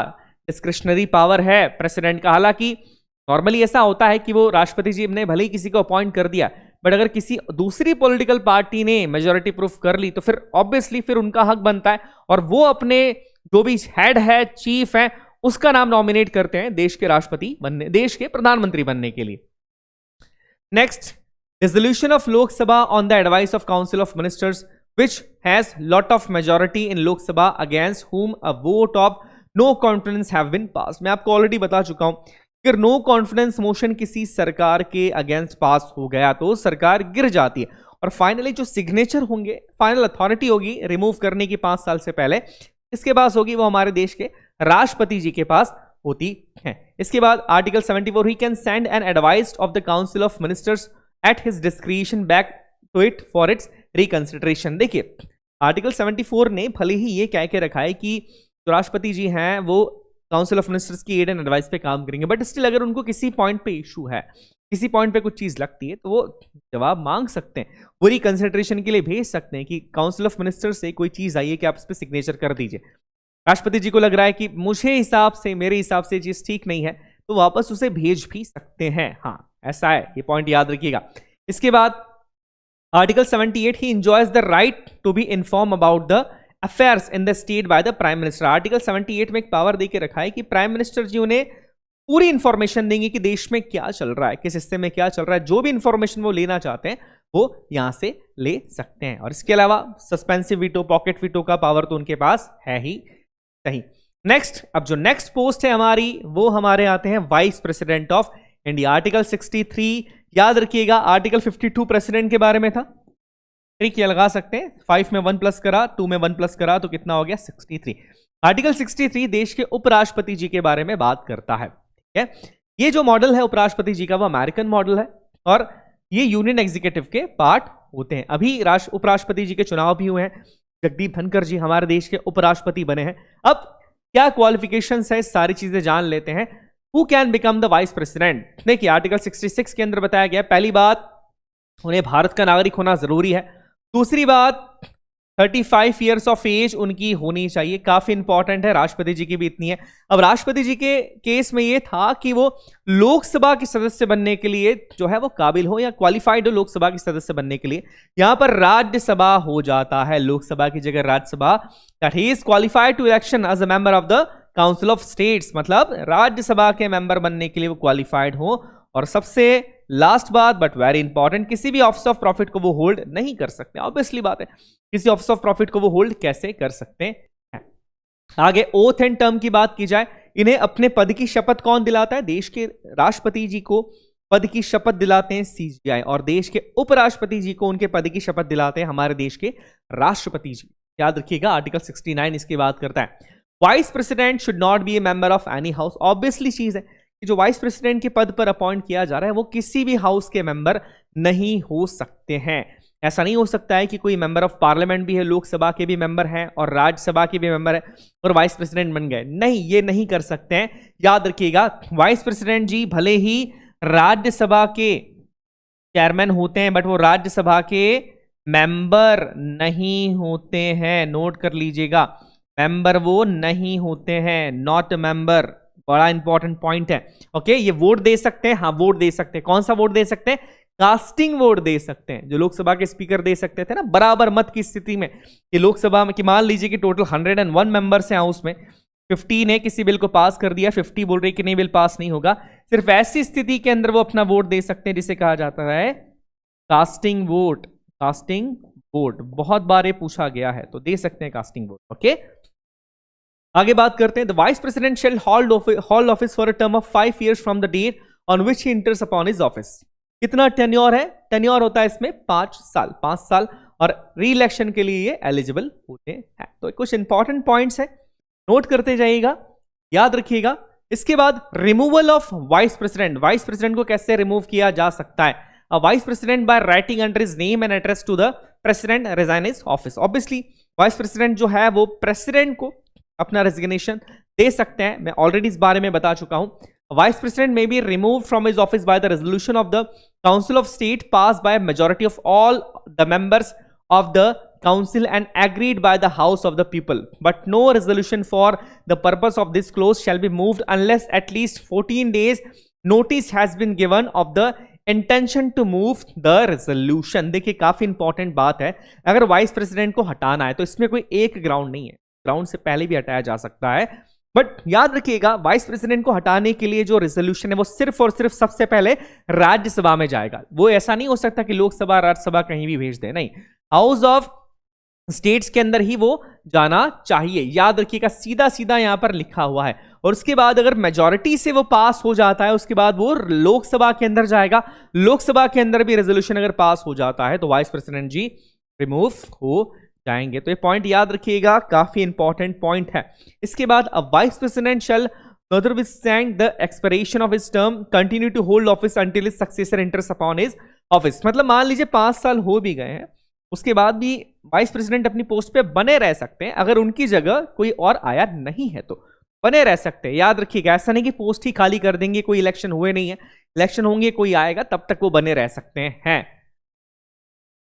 नेक्स्ट, रिमूवल की हम यहां पर बात कर रहे थे। अब इसमें 2 पॉइंट्स काफी इंपॉर्टेंट है। पहली बात, जो देश के उपराष्ट्रपति होते हैं, he is the x officio chairman of the Rajya Sabha, Rajya Sabha के वो सभापति होते हैं। और याद रखिएगा, जो सैलरी मिलती है वाइस प्रेसिडेंट को, जो अलाउंसेस मिलते हैं, बेसिकली मैं सैलरी की बात करूंगा, वो वाइस प्रेसिडेंट को देश के उपराष्ट्रपति के तौर पर नहीं मिलते हैं। वो वाइस प्रेसिडेंट को जो सैलरी और अलाउंसेस दिए जाते हैं, वो दिए जाते हैं as a chairman of the council of state, Rajya Sabha के सभापति के तौर पर उनकी सैलरी और अलाउंसेस दिए जाते हैं, राष्ट्रपति के तौर, उपराष्ट्रपति के तौर पर नहीं दिए जाते हैं। हाँ, बट जब राष्ट्रपति बीमार हो जाते हैं या वो एब्सेंट होते हैं, राष्ट्रपति के पद पर जब उपराष्ट्रपति विराजमान होते हैं, मतलब जब प्रेसिडेंट ठीक नहीं है, बीमार है, डेथ हो गई है, उस कंडीशन में जब हमारे देश के vice president as a president act करते हैं, तो उनकी जितनी भी सैलरी होती है, उनके जो अलाउंसेस होते हैं और उनके पास जितना भी पावर होता है, वो सेम एज प्रेसिडेंट हो जाता है। ये पॉइंट याद रखिएगा।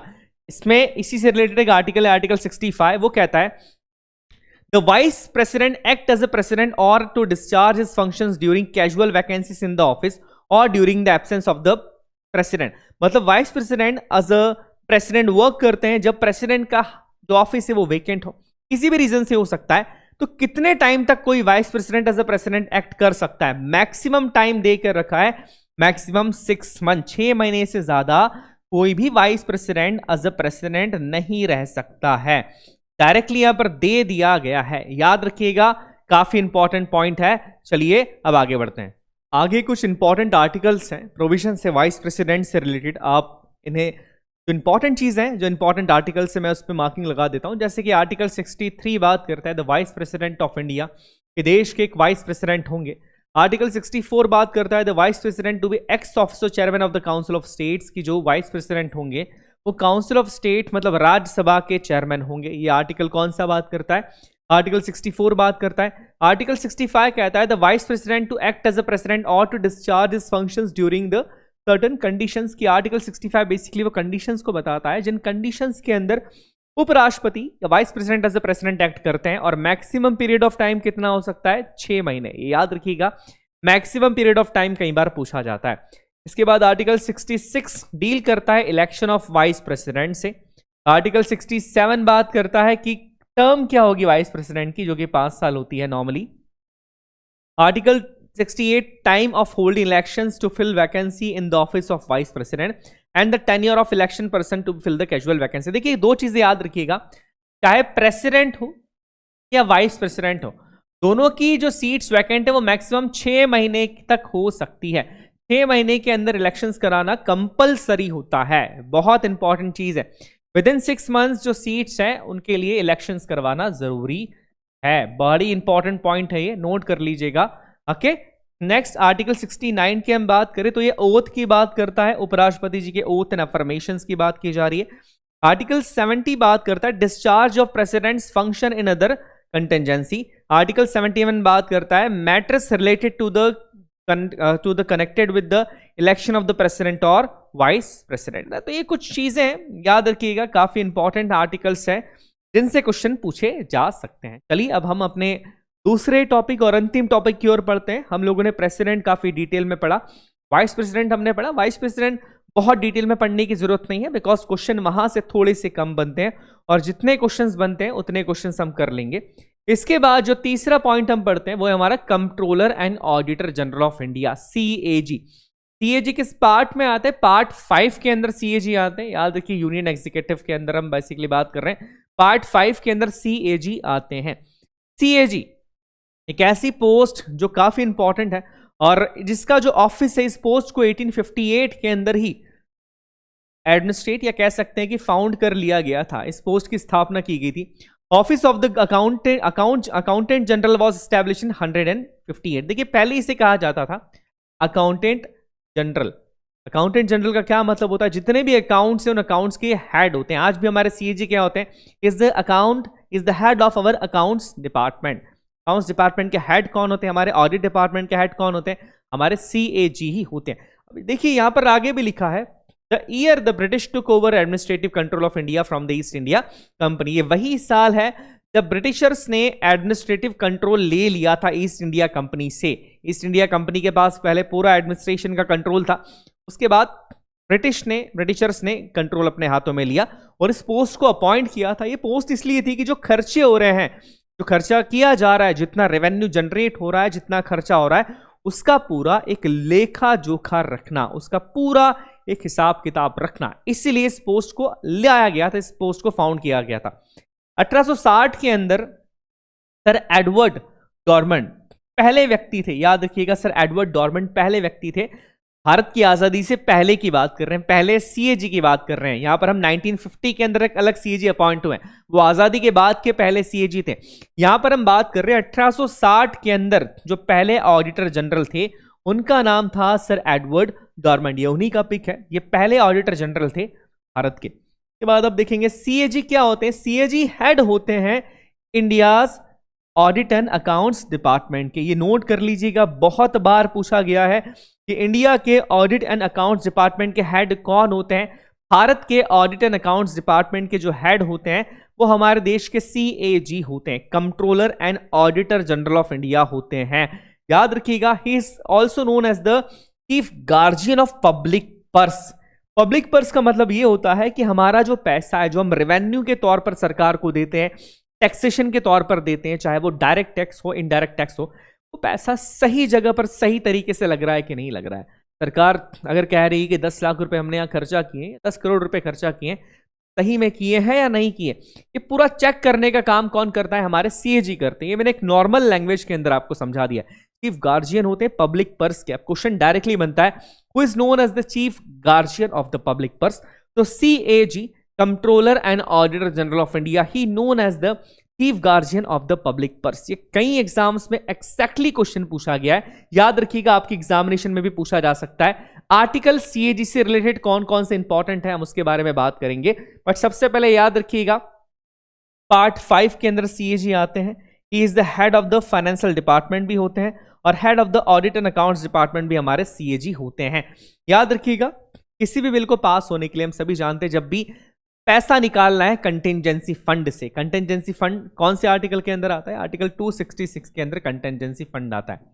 जब भी कंटिजेंसी फंड से पैसा निकालना, हालांकि तो डॉलर्स है, हम यहां पर बात कर रहे हैं रुपीस की, जब भी कंटिजेंसी फंड से पैसा निकालना होता है तो मनी बिल पास करवाना होता है। ऐसी पैसा नहीं निकाल सकती सरकार, संसद से बिल पास करवाना होता है और उसके बाद पैसा निकाला जाता है। उस पैसे को जांचने का जो अधिकार है कि सही तरीके से पैसे को खर्चा किया गया, नहीं किया गया, कितना पैसा निकाला गया, कितना रेवेन्यू आया है, कितना खर्चा किया है, तो ये पूरा जो जिम्मेदारी होती है, ये जो पूरी जिम्मेदारी लेता है, वो कौन लेते हैं? वो हमारे सीएजी लेते हैं। दैट्स वाई बहुत ज्यादा इंपॉर्टेंट पोस्ट है ये, याद रखिएगा। बेसिकली अब आगे हम बात करते हैं सीएजी के बारे में। डॉक्टर भीमराव अंबेडकर साहब ने एक बहुत बड़ी बात करी थी, ये बात बहुत बड़ी है। डॉक्टर भीमराव अंबेडकर साहब ने कहा था, CAG shall be the most important officer under the constitution of India. Bharat के संविधान के तहत सबसे इंपॉर्टेंट अधिकारी अगर कोई है तो वो CAG, controller and auditor general of India है। इतनी बड़ी बात है कि पूरे भारत के संविधान में अगर सबसे इंपॉर्टेंट ऑफिसर कोई है तो वो सीएजी। ऐसा क्यों कहा था उन्होंने? इसका आंसर आप मुझे कमेंट में बताइएगा कि ऐसा क्यों कहा, बाबा साहब ने ऐसी चीज क्यों कही कि सीएजी सबसे इंपॉर्टेंट अधिकारी। ये कहने के पीछे उनका क्या मकसद था, ये आप मुझे बताइएगा। आगे हम बात करते हैं आर्टिकल 148। याद रखिएगा, एक ही आर्टिकल इसमें काफी इंपॉर्टेंट है।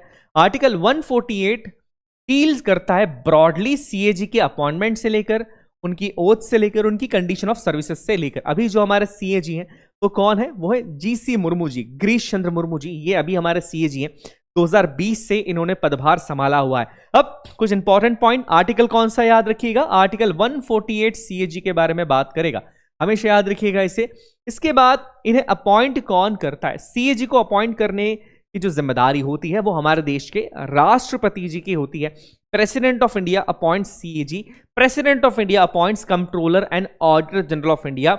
ये अपने पद की शपथ भी प्रेसिडेंट के सामने ही लेते हैं। थर्ड शेड्यूल जो कि हमारे ओथ के बारे में बताता है, ओथ एंड अफर्मेशंस के बारे में बताता है, उसमें सीएजी की शपथ का, सीएजी की ओथ का भी उल्लेख है। तो याद रखिएगा, काफी इंपॉर्टेंट है। इनको सैलरी मिलती है हमारे कंटिजेंसी फंड से, सैलरी अलाउंसेस भी इनके सेकंड शेड्यूल के अंदर मेंशन्ड है। तो काफी इंपॉर्टेंट पोस्ट है। कुछ पॉइंट्स याद रखना है। अपॉइंट कौन कर रहा है? प्रेसिडेंट ऑफ इंडिया कर रहे हैं। ओथ भी प्रेसिडेंट ऑफ इंडिया दिलवाते हैं, सैलरी भी इनको मिलती है हमारे कंटेंजेंसी फंड से, आर्टिकल 266 से इनको सैलरी मिलती है। ये पॉइंट याद रखिएगा, काफी इंपॉर्टेंट पॉइंट्स हैं। अब इसके अलावा एक छोटी सी चीज ये आती है कि अगर इन्हें अपना रेजिग्नेशन देना है तो किसे देंगे। ऑब्वियसली सीएजी को अगर अपना रेजिग्नेशन देना है तो वो रेजिग्नेशन भी प्रेसिडेंट ऑफ इंडिया को ही देते हैं, भारत के राष्ट्रपति को ही अपना रेजिग्नेशन देते हैं। आगे कुछ इंपॉर्टेंट पॉइंट्स है। एलिजिबिलिटी क्राइटेरिया की बात की जाए तो ऐसा कोई भी एजुकेशन क्राइटेरिया नहीं है। नॉर्मली जो आईएएस अधिकारी होते हैं ऑब्वियसली वही हमारे देश के सीएजी बनते हैं। अब देखिएगा गिरीश चंद्र मुर्मू जी, ये भी एक आईएएस अधिकारी है। सैलरी की अगर बात की जाए कि सीएजी की सैलरी कितनी है, सैलरी भी नोट कर लीजिएगा, 2.5 लाख सैलरी है, दैट मींस 2.50 2,50,000 सैलरी होती है controller and auditor general of India की। और ये नॉर्मली जनरली आईएएस लेवल के अधिकारी ही होते हैं, जो काफी अच्छी पोस्ट पर होते हैं, उन्हें ही यहां पर लिया जाता है। अब जो टेन्योर की अगर मैं बात करूं तो टेन्योर इनका कितना होता है, इनका टेन्योर होता है 6 ईयर और 65 years which ever is earlier. मतलब जो भी चीज पहले हो जाए, मान लीजिए कोई व्यक्ति 60 मानते हैं 55 ईयर्स की एज में वो सीएजी बनते हैं, अब वो 6 साल का कार्यकाल अपना पूरा करेंगे, मतलब 61 की एज में वो रिटायर्ड हो जाएंगे। अब इनके ऊपर कौन सी कंडीशन लगी है, 6 साल वाली, 6 ईयर्स वाली। बट मान लीजिए कोई 63 की एज में सीएजी बना है तो वो 65 2 साल के अंदर ही रिटायर्ड हो जाएगा। क्यों? क्योंकि इनके ऊपर कौन सी कंडीशन लगी है, 65 ईयर्स वाली। और यहां पर लिखा या तो 6 साल या 65 साल, दोनों में से जो भी वो पहले पूरा कर ले, विच एवर इज अर्लियर। तो ये पॉइंट याद रखिएगा, ये कई बार पूछा गया है। इसके बाद ये अपना रेजिग्नेशन प्रेसिडेंट को देते हैं। जी हाँ, प्रेसिडेंट को अपना रेजिग्नेशन देते हैं। क्या इन्हें रिमूव किया जा सकता है? जी हाँ, इन्हें रिमूव किया जा सकता है। रिमूवल का प्रोसेस सेम होता है जैसा कि सुप्रीम कोर्ट के जज का होता है, जो बहुत मुश्किल प्रोसेस है। तो आगे हम समझेंगे, जब हम जुडिशरी के बारे में जानेंगे, जुडिशरी के बारे में समझेंगे, तब इस प्रोसेस को मैं आपको काफी डिटेल में बताऊंगा। तो क्या इन्हें रिमूव किया जा सकता है? जी हाँ, इन्हें रिमूव किया जा सकता है। प्रोसेस काफी ज्यादा मुश्किल है। जिस प्रोसेस के through supreme court of India के जजेस को रिमूव किया जा सकता है, उसी प्रोसेस के थ्रू रिमूव किया जा सकता है। The comptroller and auditor general shall not be eligible for further office either under the government of India or under the government of any state after he cease to hold his office. काफी important point, very important point. जो CAG हैं, जो controller and auditor general of India है, वो किसी भी कीमत पर अपने कार्यकाल को पूरा करने के बाद, टेन्योर को पूरा करने के बाद किसी दूसरे ऑफिस को हेल्ड नहीं कर सकते, किसी दूसरी पोस्ट को हेल्ड नहीं कर सकते, ना ही सेंट्रल गवर्नमेंट के अंदर ना ही स्टेट गवर्नमेंट के अंदर किसी भी पोस्ट को हेल्ड कर सकते हैं। काफी इंपॉर्टेंट पॉइंट है। देखिए, ये सारी चीजें इसलिए करी जाती है ताकि एक दबाव बना रहे, करप्शन ना हो, इसलिए इन सारे पॉइंट्स को ऐड किया गया है। ओके, आगे हम बढ़ते हैं। ड्यूटीज एंड पावर्स की बात कीजिए, आर्टिकल 149, आर्टिकल 148 में क्या है, ओथ के बारे में बता दिया है, बाकी सारी चीजें आर्टिकल 148 के अंदर हो गई थी। ड्यूटीज के बारे में जब बात की जाती है सीएजी की, तो सीएजी के ड्यूटीज एंड पावर के बारे में आर्टिकल 149 बताता है। और इनका जो ड्यूटीज एंड पावर्स और सारी की सारी कंडीशन ऑफ सर्विस है, वो the controller and auditor general the CAG act 1971 के द्वारा डिसाइड की गई है। काफी इंपॉर्टेंट है ये एक्ट, आपके एग्जाम में पूछा जा सकता है। देखिए, बहुत सारी एग्जाम्स ऐसी होती है स्टेट गवर्नमेंट्स की भी, जिसमें सीएजी को काफी डीपली पूछा जाता है। इनके बारे में कई बार ऐसे क्वेश्चंस आ जाते हैं जो जनरली आपको मिलते नहीं है, इसीलिए थोड़ा सा इस टॉपिक को सही तरीके से पढ़ना जरूरी है। अब सीएजी करते क्या है, देखिए, CAG audits the accounts related to all expenditure from the consolidated fund of India. सबसे पहले नोट कर लीजिएगा, consolidated fund of India, Bharat की जो संचित निधि है, आर्टिकल 266 के अंदर जो आती है, उसमें से जितने भी खर्चे किए गए हैं उन सारे एक्सपेंसेस को ये ऑडिट करते हैं। कंसोलिडेटेड फंड ऑफ इंडिया के अलावा जो हमारा कंटेंजेंसी फंड ऑफ इंडिया होता है और contingency fund of each state होता है। अब याद रखिएगा, जैसे कि कंसोलिडेटेड फंड ऑफ इंडिया भी होता है, वैसे consolidated fund of each state भी होता है। हर राज्य की भी एक संचित निधि होती है। और इसके अलावा एंड यूटीज की भी अगर है तो उसको भी एग्जामिन करते हैं। साथ ही साथ जो कंटेंजेंसी फंड है हमारा, जिसे हम इमरजेंसी फंड के नाम से जानते हैं, उसका भी ये ऑडिट करते हैं। साथ ही साथ जो पब्लिक अकाउंट्स ऑफ इंडिया है, as well as the contingency fund of states है, public accounts of each states है, इन सभी का मतलब जो जितने 3 फंड्स हमने देखे थे, कंटेंजेंसी फंड ऑफ इंडिया हमने देखा था, इसके अलावा हमने कंसोलिडेटेड फंड देखा था, पब्लिक अकाउंट्स ऑफ इंडिया देखा था, इसी तरीके से हर स्टेट के भी ये फंड होते हैं, इन सारे फंड्स को ऑडिट करते हैं। ये पहला पॉइंट है, ये पहला पावर है और काफी इंपॉर्टेंट पावर है। नेक्स्ट हम बात करेंगे, he audits all trading, manufacturing, profit and loss account, balance sheets and other subsidiary accounts kept by any department of the central government and the state government. राज्य सरकारों के अंदर या सेंट्रल गवर्नमेंट का कोई भी डिपार्टमेंट है, कोई भी डिपार्टमेंट जो राज्य सरकार के अंतर्गत आता है या केंद्र सरकार के अंतर्गत आता है, उन सभी के trading, manufacturing, profit and loss accounts, balance sheet, subsidiary account सभी को ऑडिट कर सकते हैं हमारे CAG, ठीक है, controller auditor general of India, याद रखिए। इसके अलावा he audits the receipts and expenditure of the all bodies and authorities substantially finance from the central और स्टेट रेवेन्यूज। ऐसी सारी ऑर्गेनाइजेशन, ऐसी सारी बॉडीज जिनको फाइनेंस कौन करता है, भारत सरकार करती है या राज्य सरकारें करती है, उन सभी के अकाउंट्स को चेक कर सकते हैं। जैसे मान लीजिए सीबीआई को भारत सरकार फाइनेंस कर रही है, इतने पैसे दिए सीबीआई को, इतना खर्चा होने वाला है, उनके अकाउंट्स को ऑडिट भी कर सकती है कि इतना पैसा दिया है तो कहां है, कैसा है, ऑडिट करेंगे, याद रखिएगा। इसके अलावा जो भी हमारी गवर्नमेंट कंपनीज होती हैं, इसके अलावा हमारी PSUs होते हैं, public service undertaking, public sector undertakings होती है, उन सभी के अकाउंट्स को ये ऑडिट कर सकते हैं। काफी इंपॉर्टेंट पावर है PSU, पब्लिक सेक्टर अंडरटेकिंग्स, ऐसी कंपनीज जिसमें भारत सरकार का भी शेयर होता है, और जो पूरी की पूरी गवर्नमेंट कंपनीज है उनको तो कर ही सकते हैं। इसके अलावा accounts of all government companies setup under the Indian companies act 1956, वो सारी भारतीय कंपनीज जिनके अकाउंट सेटअप किए गए हैं, जो सेटअप की गई हैं इंडियन कंपनीज एक्ट 1956 के थ्रू, भारत सरकार की कंपनीज की बात की जा रही है। Accounts of all government companies है ना, प्राइवेट नहीं है, गवर्नमेंट कंपनीज है, वो सरकारी कंपनी की बात की जा रही है। All stores and stock of all government offices और डिपार्टमेंट्स, जितने भी गवर्नमेंट ऑफिसेस के स्टोर्स हैं, स्टॉक्स हैं, सभी को ये ऑडिट कर सकते हैं। कोई गुड्स रखा है, कोई सामान है, उन सभी के जो भी स्टॉक्स रखा है उन सभी को ऑडिट कर सकते हैं। He audits the account of any other authority when requested by the president और गवर्नर। अगर राष्ट्रपति देश के, सेंट्रल के लिए, और गवर्नर स्टेट्स के लिए उनको रिक्वेस्ट करते हैं कि इस डिपार्टमेंट का, सरकार का कोई ये डिपार्टमेंट है, इसके अकाउंट्स को भी वो ऑडिट कर दें, तो वो ऑडिट कर देते हैं। ये भी पावर उनके पास है, हालांकि यहां पर पहले वो बोलेंगे उसके बाद ऑडिट करेंगे। CAG also act as a guide, friend and philosopher of the public accounts committee of the parliament. ये पॉइंट बहुत इंपॉर्टेंट है, बहुत बार पूछा गया है, एग्जैक्टली क्वेश्चन ये पूछा गया है कि कौन पब्लिक अकाउंट्स कमेटी के गाइड और फिलोसोफर हैं, या ये पूछा जाता है कि जो CAG होते हैं, controller and auditor general of India होते हैं, वो कौन सी कमेटी के फिलोसोफर, फ्रेंड होते हैं। याद रखिएगा, पब्लिक अकाउंट्स कमेटी, कमेटीज हमने पढ़ी ऑलरेडी, पब्लिक अकाउंट्स कमेटीज के ये फिलोसोफर होते हैं, फ्रेंड होते हैं और गाइड होते हैं। इसके बाद आर्टिकल 151 CAG की रिपोर्ट के बारे में डील करता है।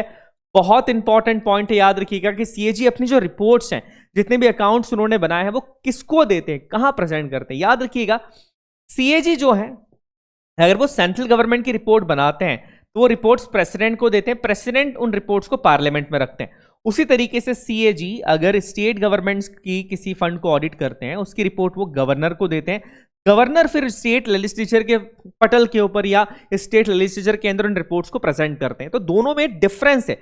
डायरेक्टली CAG लोकसभा या राज्यसभा को रिपोर्ट नहीं दे देंगे, या डायरेक्टली CAG स्टेट असेंबली के अंदर रिपोर्ट नहीं भेज देते हैं, ठीक है, ये समझ के चलिएगा। CAG जो है, पहले अगर सेंट्रल की रिपोर्ट है तो वो प्रेसिडेंट को दी जाएगी, और अगर स्टेट की रिपोर्ट है तो वो किससे दी जाएगी, गवर्नर को दी जाएगी। ओके, लिखा हुआ है यहां पर कि submit his audit reports relating to the accounts of the central to the president, who shall in turn place them before the both house of the parliament। Same वही चीज जो मैंने आपको बताई थी। He submit his audit reports relating to the accounts of the state to the governor, who shall in return place them before the state legislature।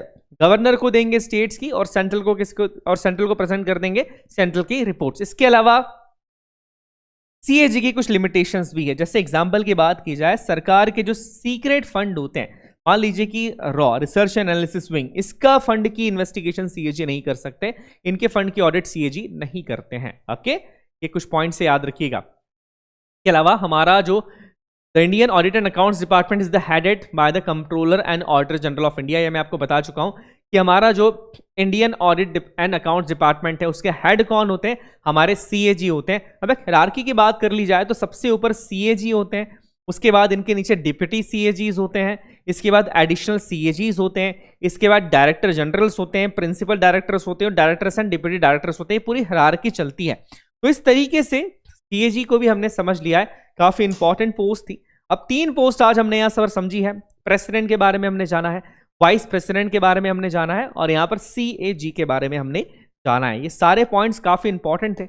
I hope आपको lecture समझ में आया होगा। जो पॉइंट्स आपने समझे हैं, आप उन पॉइंट्स को रिलेट कर पा रहे होंगे कि किस तरीके से क्वेश्चन बन सकते हैं, क्या चीजें आ सकती है।